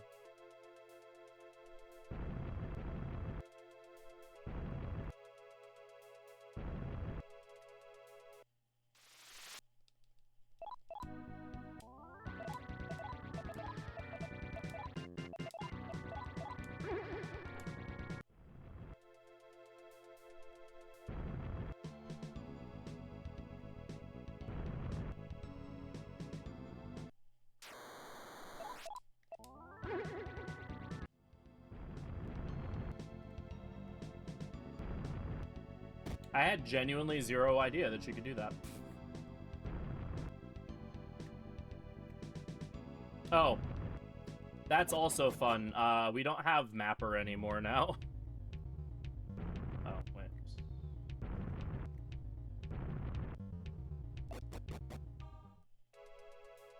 So we have to deal with, like, a normal ambush rate. And it'll be harder for me to tell where exactly I am. So now I get to tell how well I know these dungeons. This proves you're new to the run. Yeah, pretty much. I mean, honestly, I'm kind of wondering if it would be better to just, like, load my save to before I got the Hino. But, whatever. We're already making our way over there. This dungeon's not that long. I mean, I do, like, legitimately enjoy this run quite a bit.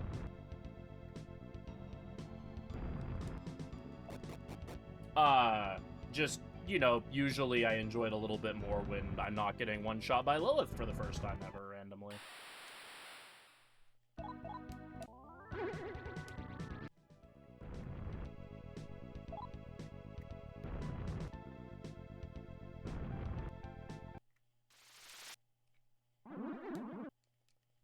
Yo, it's Chris the Car!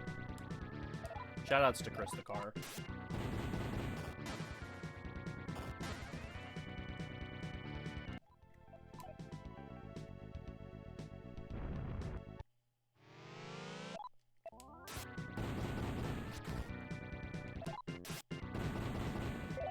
Oh, Remember when I made my comment about the Hino's really good against everything that's not immune to fire?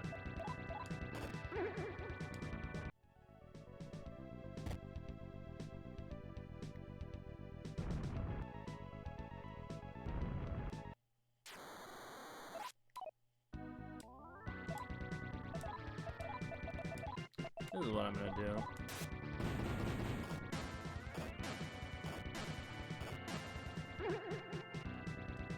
Since you still get EXP for killing stuff with the Hino if you, Where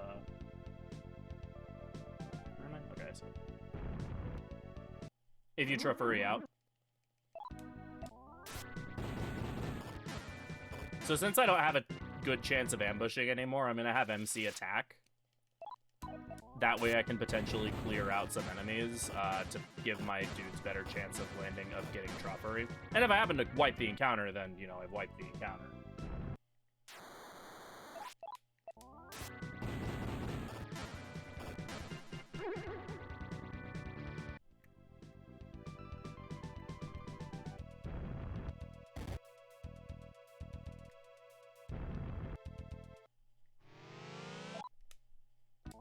For Roulette, I can't do that, so.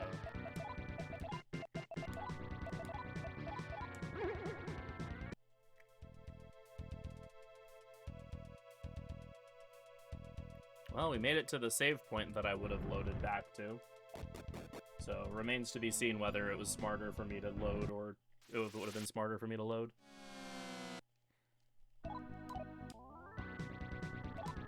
The other thing is I'm not entirely sure what my... Oh, Kusip is out of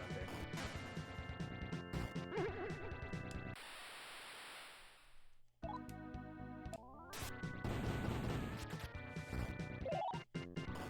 Siak, please. Thank you. Or, yeah, whomever.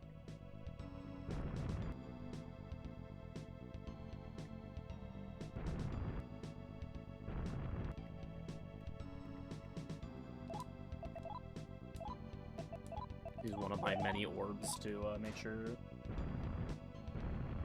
Because, like, on one hand, I would have skipped having to redo all of that. On the other hand, I would have had to re-grab the Hino, so...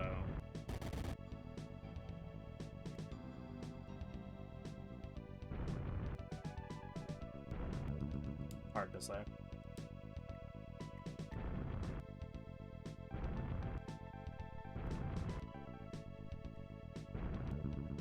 You know, I've heard people exposit before that SMT if is cursed when it comes to marathons, and I think I'm starting to believe them.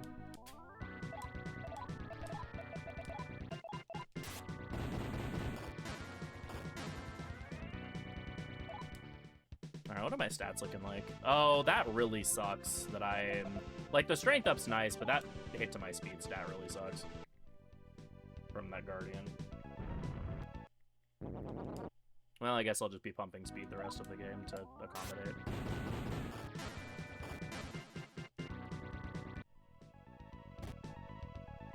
Not saying that in, like, a complaining, like, oh, woe is me way. It's, like, kind of funny, honestly.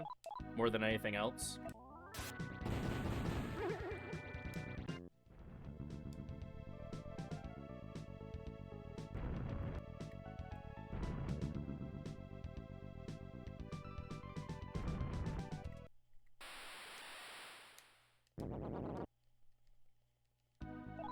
That said, it does go to show how, like, absolutely brutal this run can be, though, which, you know.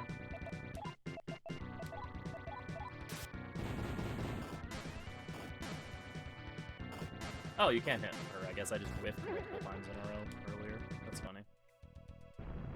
I was, like, half convinced I couldn't hit Lilim with my attacks, because I swung at her, like, twice and it didn't do anything. Alright, good news. I'm gonna pass the healer, so I will actually be able to have my MP on Kusith back.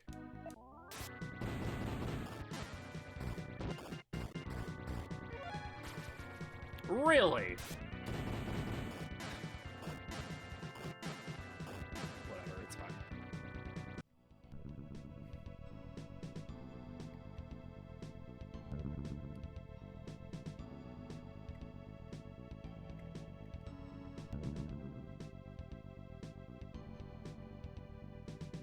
And, like, I'm still very new to this run. This will be the 4th run of this game that I've ever actually finished, of the, like, 18 attempts that I've given at it, which, if anything, that shows how kind of volatile this run is. But no, I'm still having a good time. This is a fun game. I hope y'all are enjoying the showcase. Face south, please. Thank you.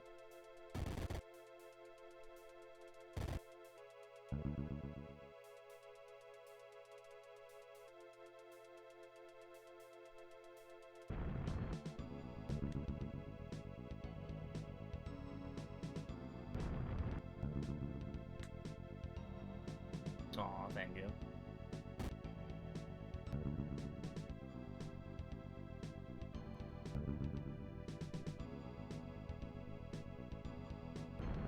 Enjoying it quite a lot. I'm glad to hear.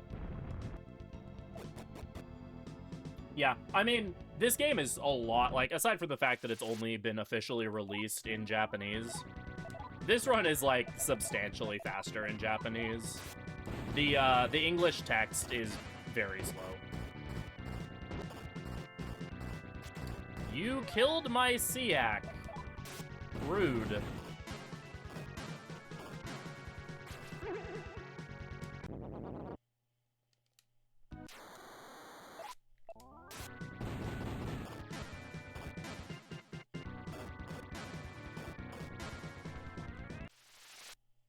Okay, game, you can chill a little bit on the reinforcements, please.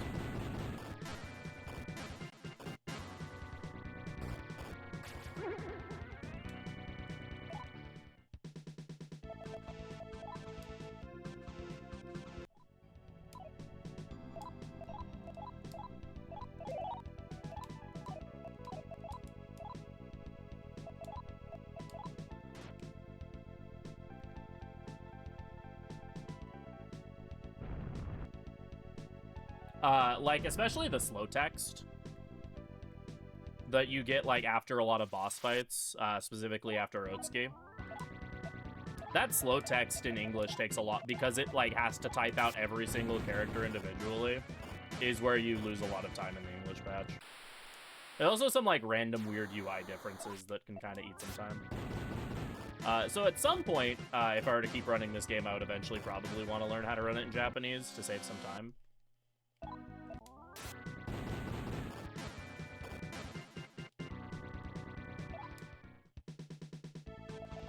But it is definitely nice for a marathon showcase to be able to run it in English, so people can kind of see what's going on more.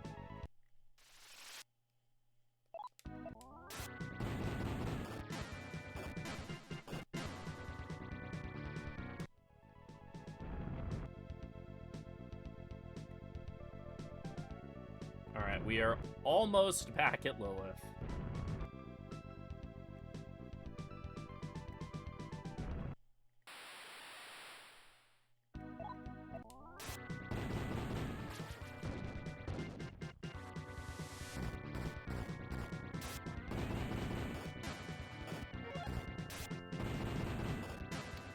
That's unfortunate. She killed both of my Troffer users.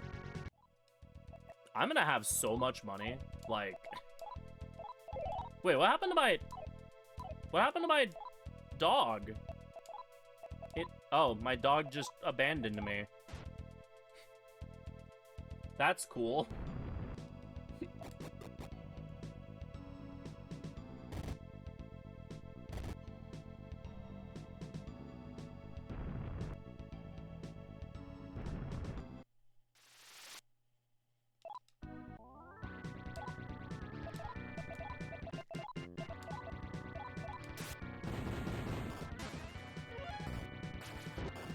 Of course, the Hino only hit once.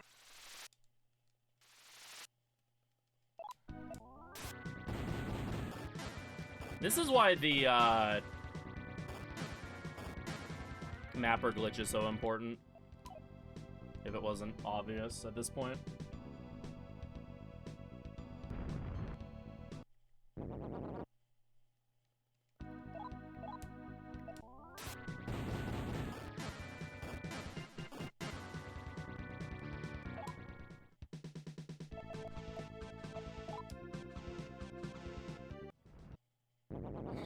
We're so close.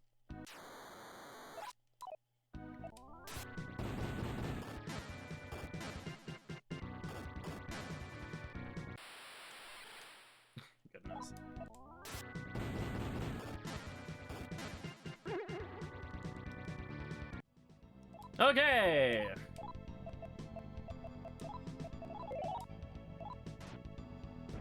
Please, Lilith, don't kill me again. No, I won't give up on Yumi.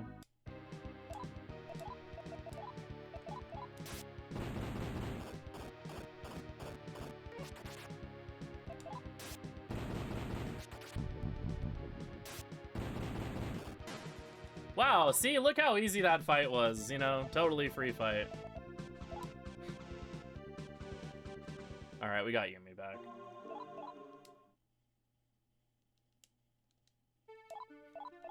Yeah, first try. Oh my goodness.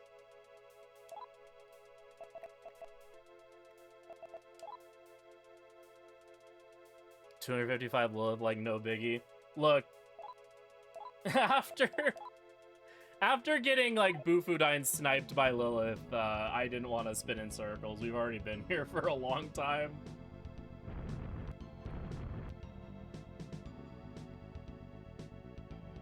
I had to go through this whole dungeon twice.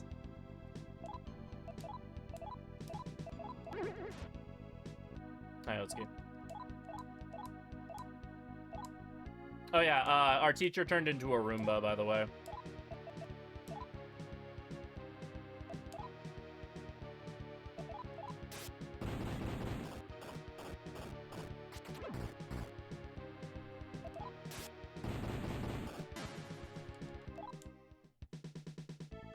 Yeah, an evil Roomba. Okay, that's 17, overflow magnet.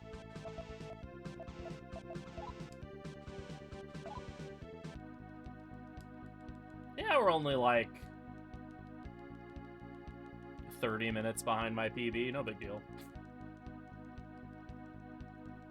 Yeah, so today I learned if Lilith targets MC with Bufudine, he just dies.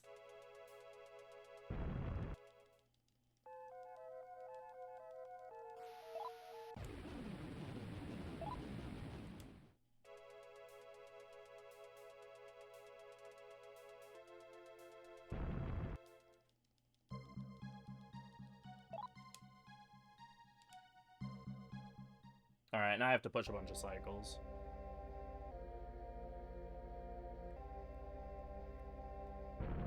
Because I need to line my cycles back up with where they need to be.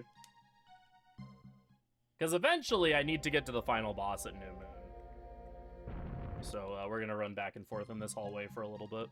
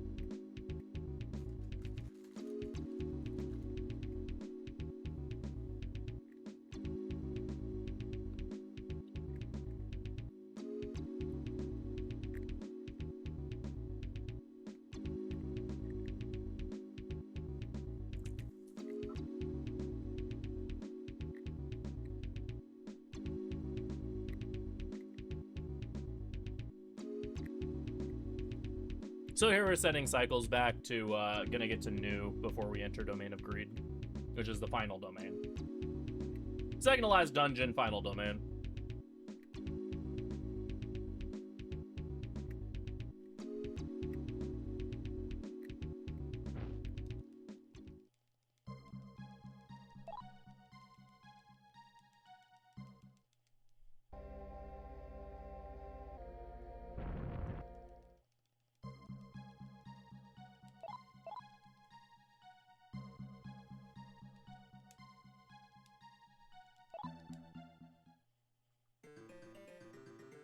Alright. Good things first about Domain of Greed. The music is amazing. Makai 3D is probably my favorite song in... Probably my favorite song in classic Megaten. Oh, also, if you're immune to, or if you're susceptible to, like, headaches from motion sickness stuff, I would look away from it. Okay, it's safe.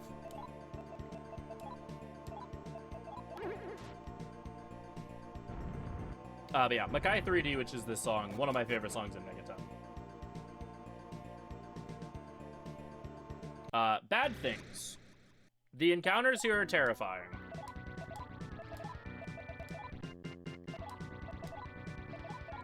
And the comment I made before about how the Hino Kagetsuchi is really bad against anything that's immune to fire or magic.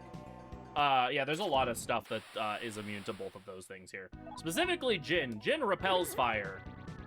I learned that the hard way when I played this game casually. Because as it turns out, repelling the strongest weapon in the game back at yourself really, really hurts.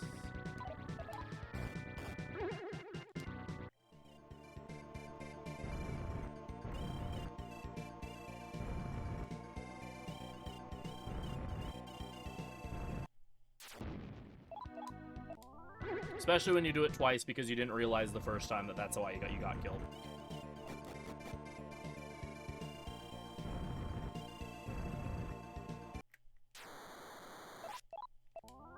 Other good thing, though, this area has probably one of my favorite boss gimmicks in the entire series.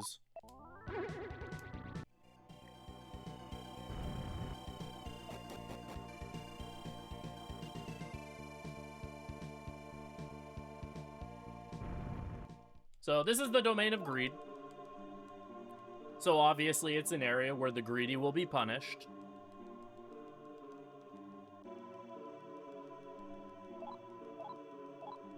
And the way that the game actually implements that into the gameplay, I think, is really cool.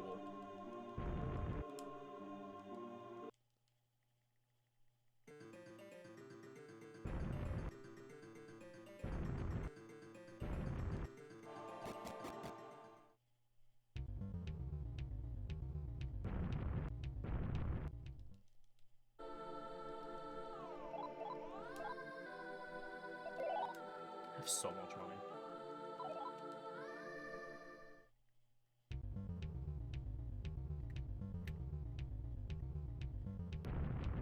So here we're actually going to buy a bunch of smoke balls along with some other items. First I'm going to clear out my inventory a little bit of all of the ridiculous stuff that I've gotten.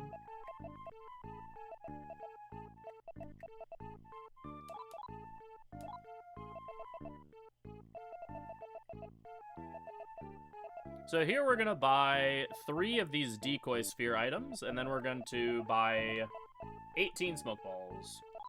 Decoy sphere is an item that basically will allow your character to die and be allow one of your human characters to die and immediately be revived.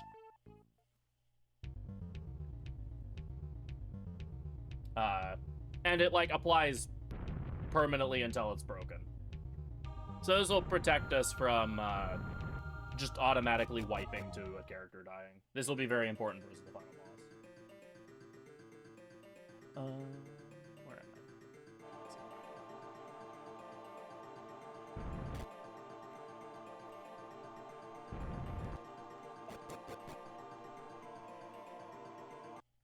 I? Alright, so we're going to get to a row of a bunch of treasure chests here, and these treasure chests actually don't matter as much. They're kind of here to warn you a little bit about the gimmick of this place. We're going to pick up some of them, though, because there are some good items in these ones. So we're going to pick up chests 1, 4, and 6. So this one has a Bell of Silence, which will be useful for later. It's basically a Makara card in item form. It's 3... some money. And a Ripple Flute. This is an item that casts the ability Necroma. It allows you to bring one of your dead demons back into the party as a zombie.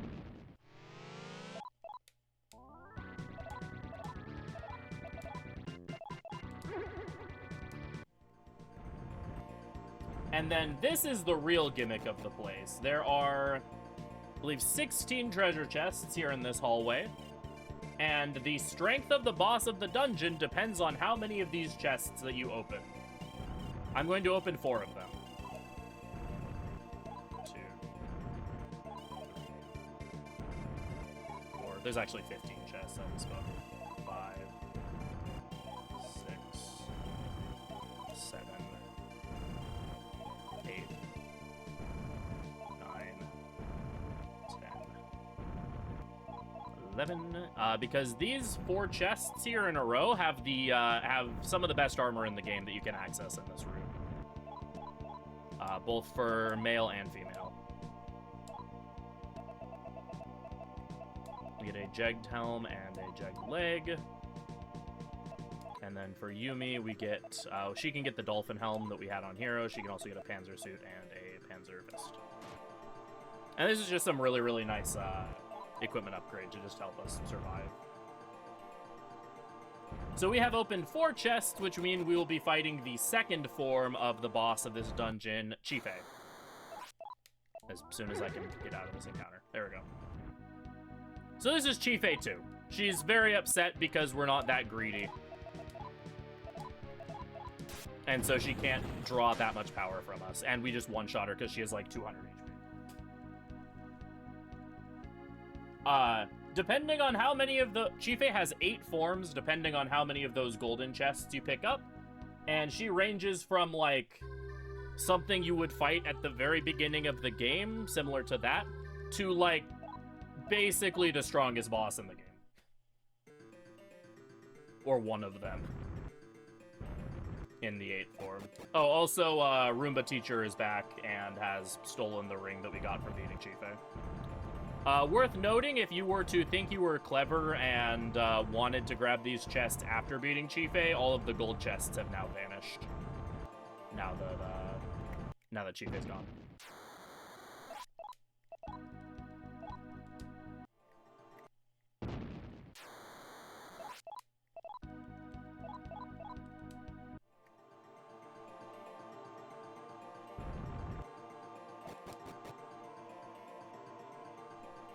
So now we have to get the ring back from the teacher. This is the final ring.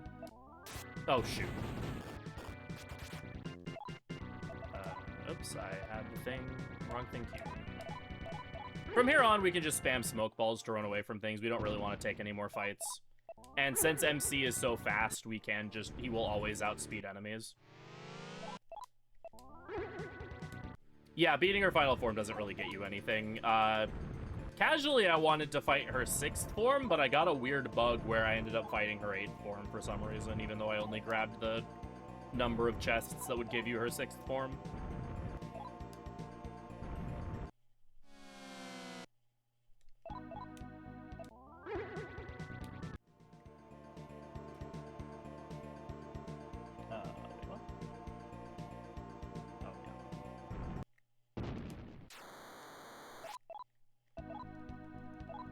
Yeah, I mean, if you beat her 6th form, you do, like, if you beat her final form because she's such a high level, you do get a lot of EXP for it.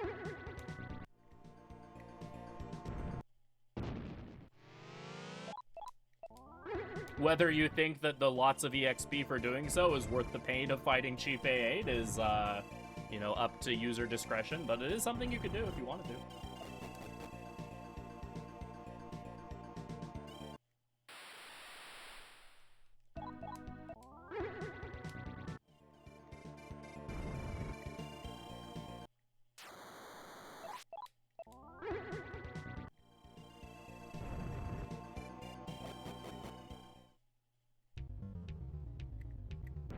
So now we're back in town. We're going to talk to this NPC over here, and this will give us a really good weapon for Yumi. She was just that overpowered. Oh, yeah. But yeah, this gives us the Muro Masamune for Yumi. She's not going to be attacking anything, but it gives her some really good stats, so we're getting it for that.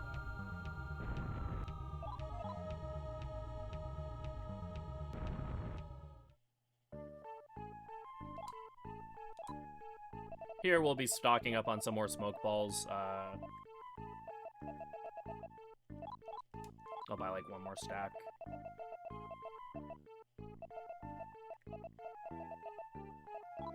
I have, like, more than enough. 24 is usually enough to get through the game, and I have, like, 30-something.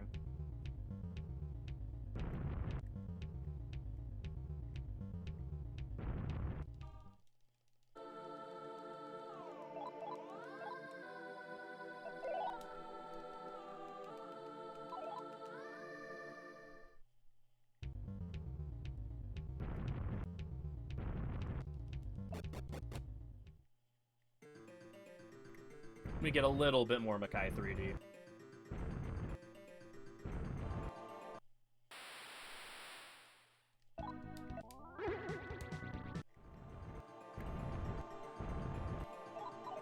Again, just checking that chest, because interacting with gold chests resets your steps for your next moon cycle. So this lets us preserve our cycle a little longer. Alright, so we're going to do something seemingly really weird. We're going to summon Jack Frost here, and we're going to hope he dies. Apologies to everyone that likes Jack Frost that you had to hear me say that sentence. Oh yeah, our teacher's a Gundam now, by the way.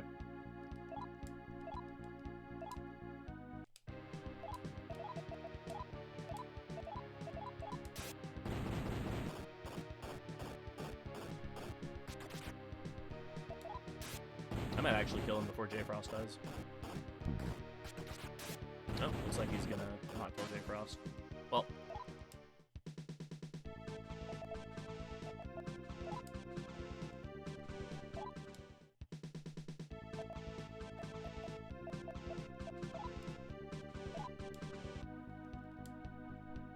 It's a Gundam! So ideally I wanted Jack Frost to die so that I could Ripple Flute him back to life for the final boss, but it's fine, I can make it work.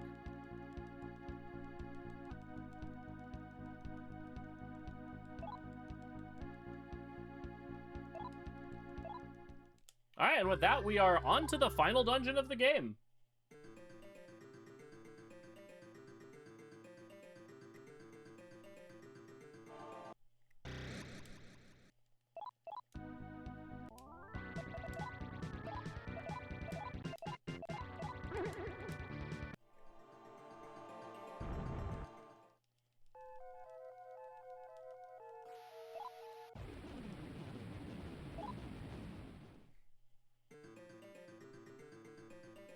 Alright, alas, we must say goodbye to Makai 3D.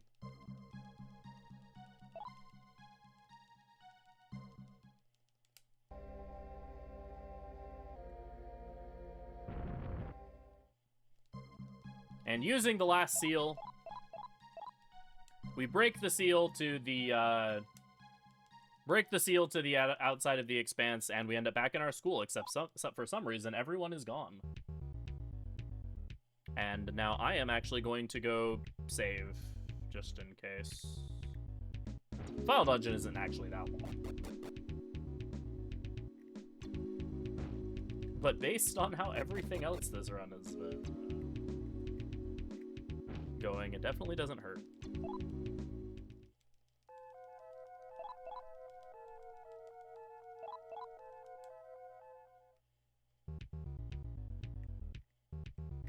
And I can do this without ruining my cycles because like I mentioned a couple of times, every time you see a staircase or get like a black screen like that, the game resets your steps to your cycle as well. So I didn't take 16 steps, so I didn't advance a cycle.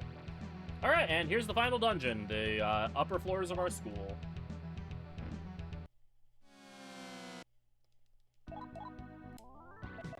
Make sure I have my smoke ball set.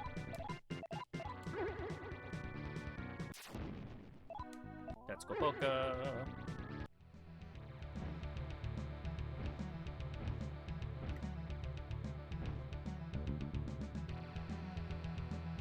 So this dungeon's kind of an amalgamation of a bunch of different things. It's a teleport maze, there's some pitfalls. I don't remember if there's not a dark room, I don't think. Dark room is about the only thing this area doesn't have.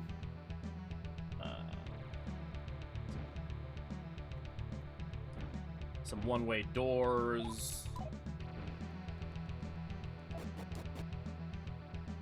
Some one-way walls, even.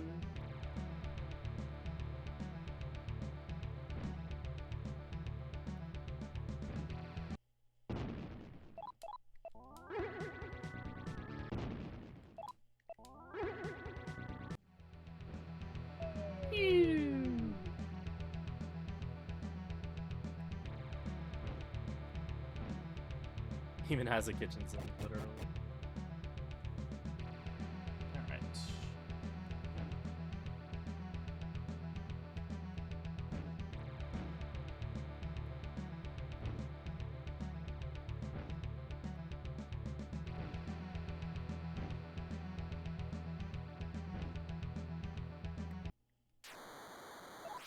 Yo, Gary!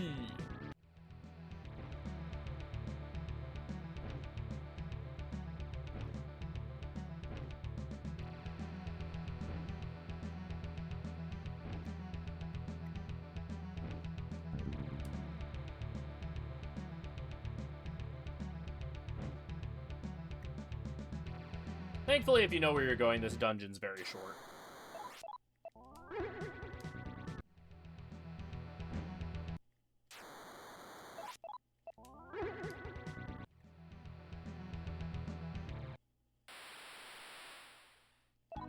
Prolonged slightly by the encounter rate.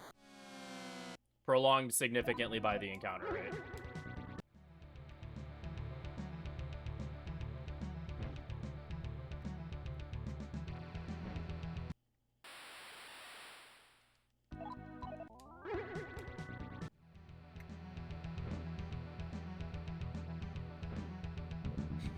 Yeah, I mean, it's fine. We were ahead anyway, so I'm just getting us back on schedule.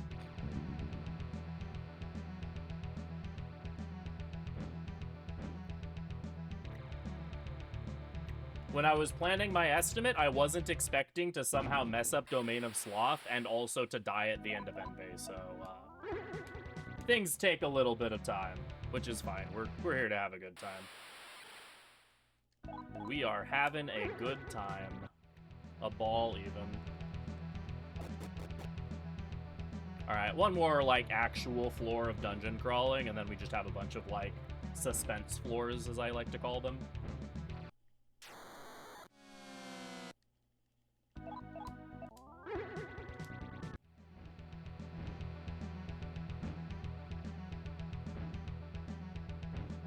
Also, unfortunately, Mapper wears off, like, right here. And it will never go back up, because we're gonna get to the final boss at New. Because we want to fight him at New, because he's less power. The final boss is weaker at New. And it's very, very important that we fight the final boss in a weakened state, because... well, this game's final boss isn't anything, like, stupidly difficult. It can still hurt pretty hard, so him dealing less damage is always a good thing.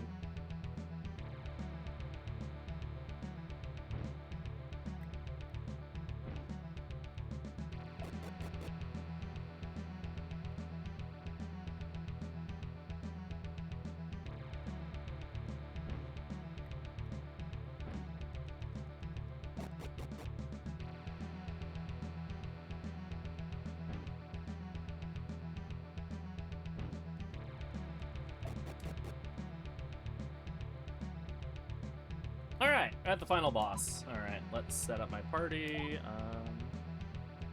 Sunrise. Let's return Kusif.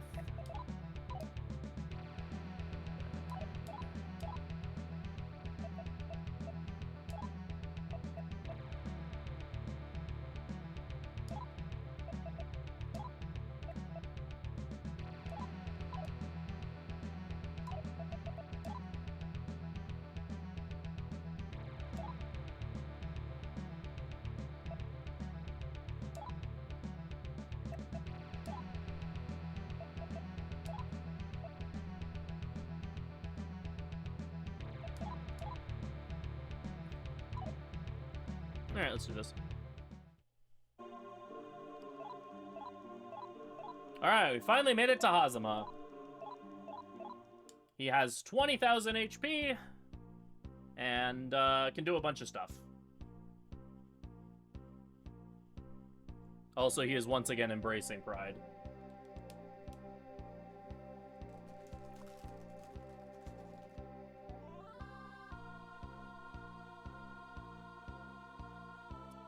So proud, he turns into the Statue of Liberty.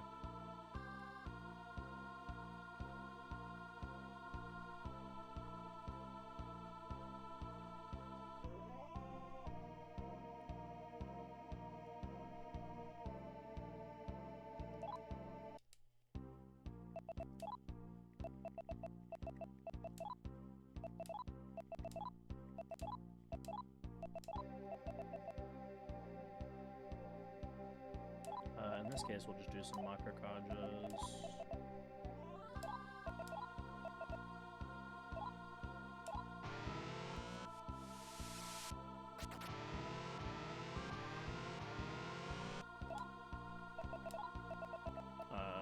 Decoy Sphere.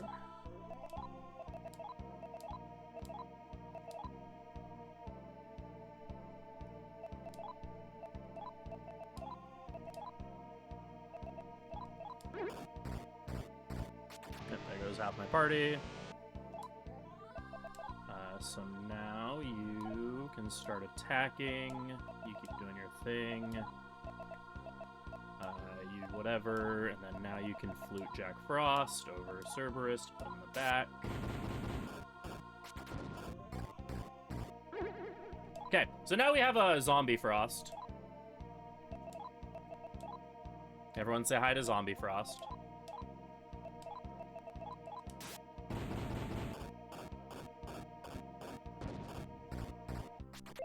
And Zombie Frost exists to spam Rakukaja.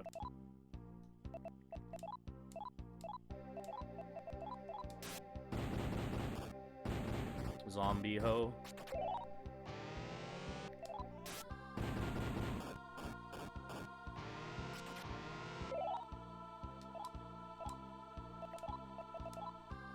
Actually gonna have you Soma Cerberus.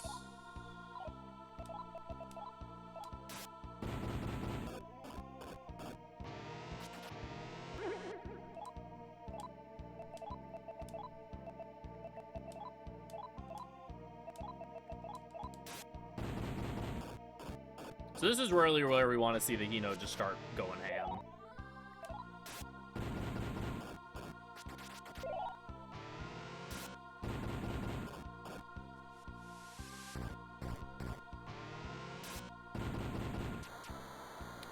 That's the opposite of the Hino going ham, by the way.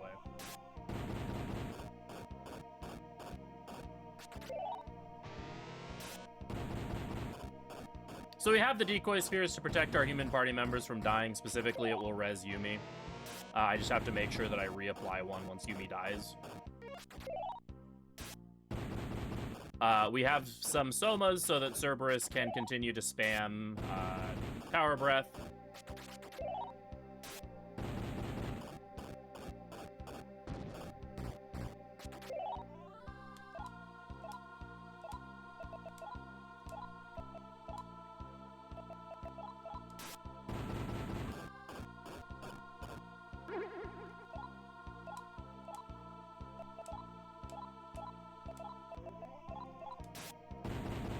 And we'll continue spamming Power Breath to...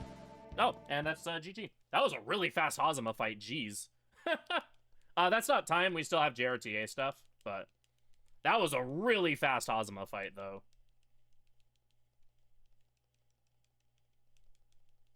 Yeah, the Hino did in fact go ham.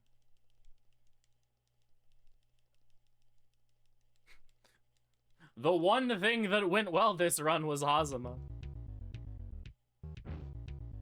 And we did it. We successfully defeated Hazama. The school has returned to the human world. Everyone's happy.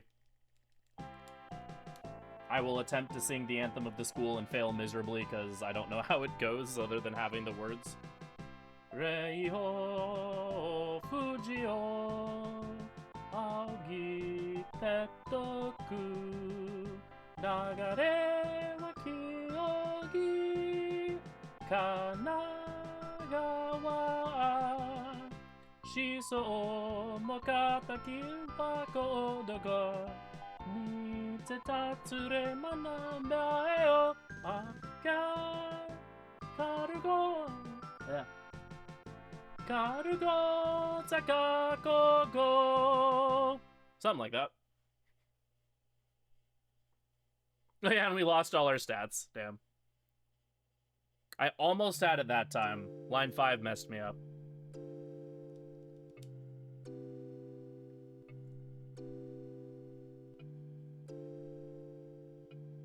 Alright. We have like 10 minutes of credits and then we'll be done. Oh, goodness.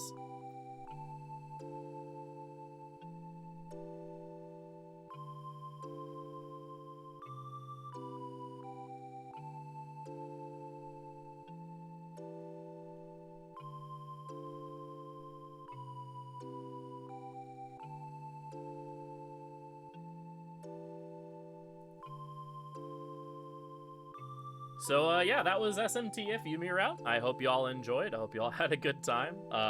Hope y'all enjoyed seeing like all of the ways that it could go wrong. I'm still not sure what happened in Sloth. I'm gonna be honest. I'm genuinely have no idea what happened with that domain of Sloth.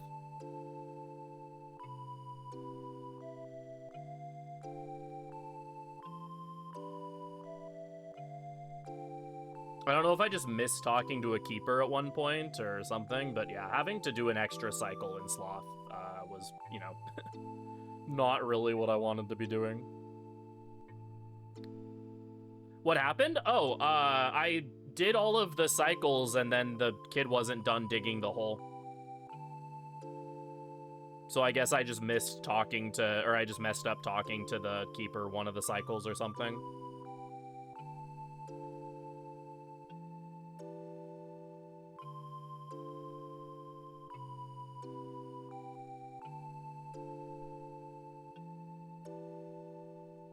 So I like had to push an extra cycle, but I didn't have a stoma on anymore. So I like ran to the school, but then still got tons of encounters going to and from.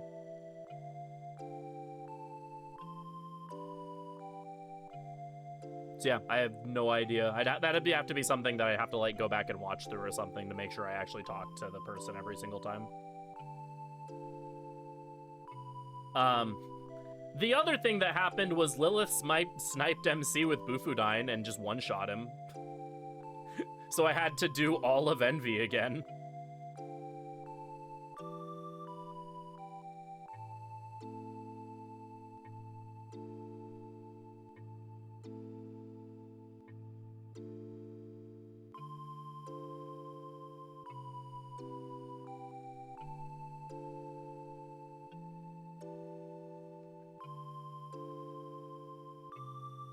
And I was stuck debating whether to reset to the last save or to just go for it since I already had the Hino and I opted to just go for it.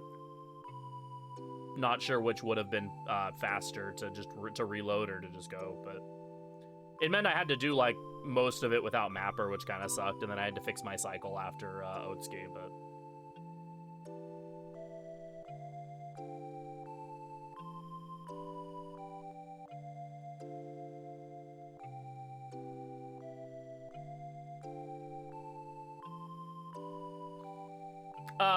Yeah, so the thing is that we have this, which is basically just replaying all of the cutscenes in the game, and then after this plays, then we get the actual credits.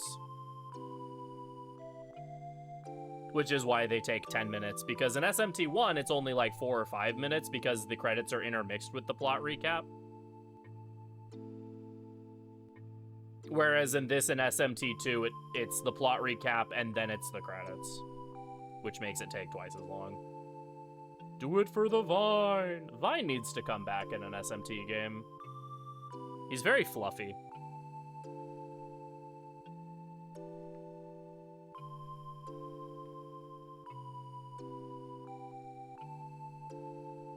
Also, Chife needs to come back in an SMT game that's not the gacha.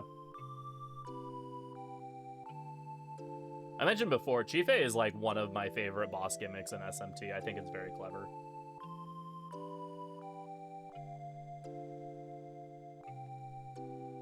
Yeah, you just missed it. It was certainly a roller coaster. What have I been doing? I can't remember anything, but I feel like I've been doing something very sinful. Makes it sound so bad.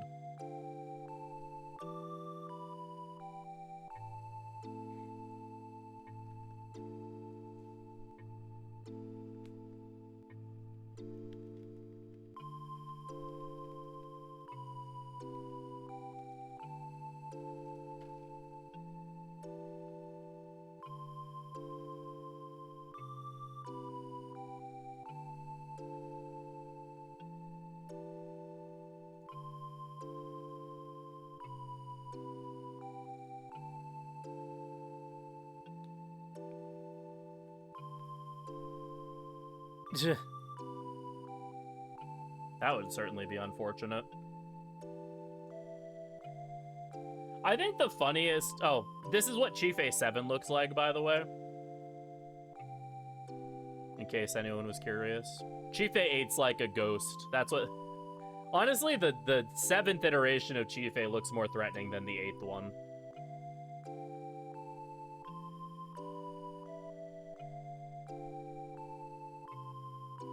But yeah, one thing, so the female protagonist from SMT If is actually in the early Persona games. And yet, despite, you know, being the protagonist of this game, she's kind of a jobber in all of those games, which is a little sad.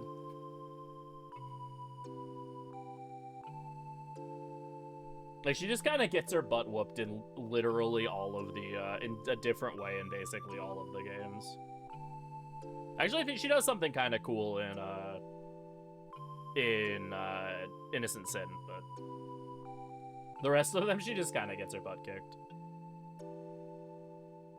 Poor Tamaki.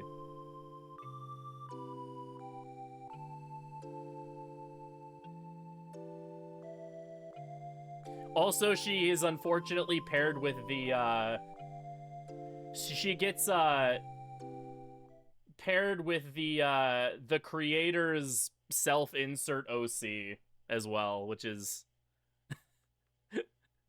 yeah, she gets, paired with the self-insert OC of the game's writer as well, which is just kind of sad. And now we have the credits, woohoo. We have like 3 minutes left. Yeah, you do revert back to level 1 at the end, so it's like, yeah, you're not as powerful, but...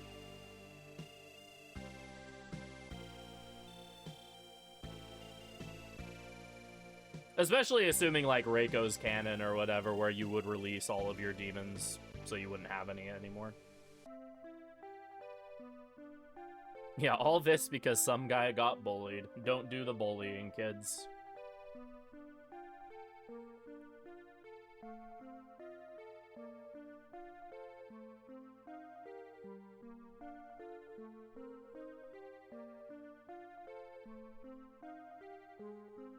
This Will-O-Wisp design needs to come back. It's such a cute design. I know it probably won't, but I would like, but if it did, that would be real neat. Roomba of Doomba! I mean, that's what, like, the original Megami Tensei novel was about. Other than that, I think it's just this, and I think it's just this as far as, like, mainline. Oh, never mind, SMT5 does it.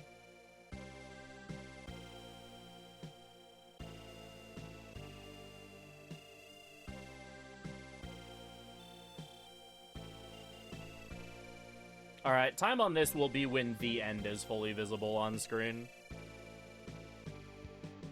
Also, I know it's the shadow that these characters cast, but it looks like they just have very large feet.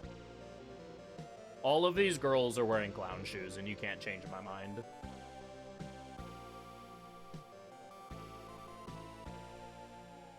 Except that one. That one's dead.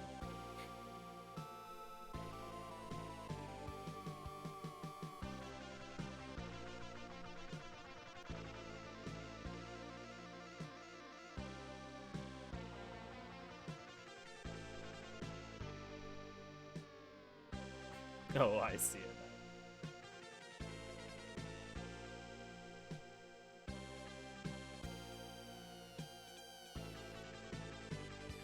now. Oh, hey, it's the Cathedral of Shadows guy we literally never visited the entire game.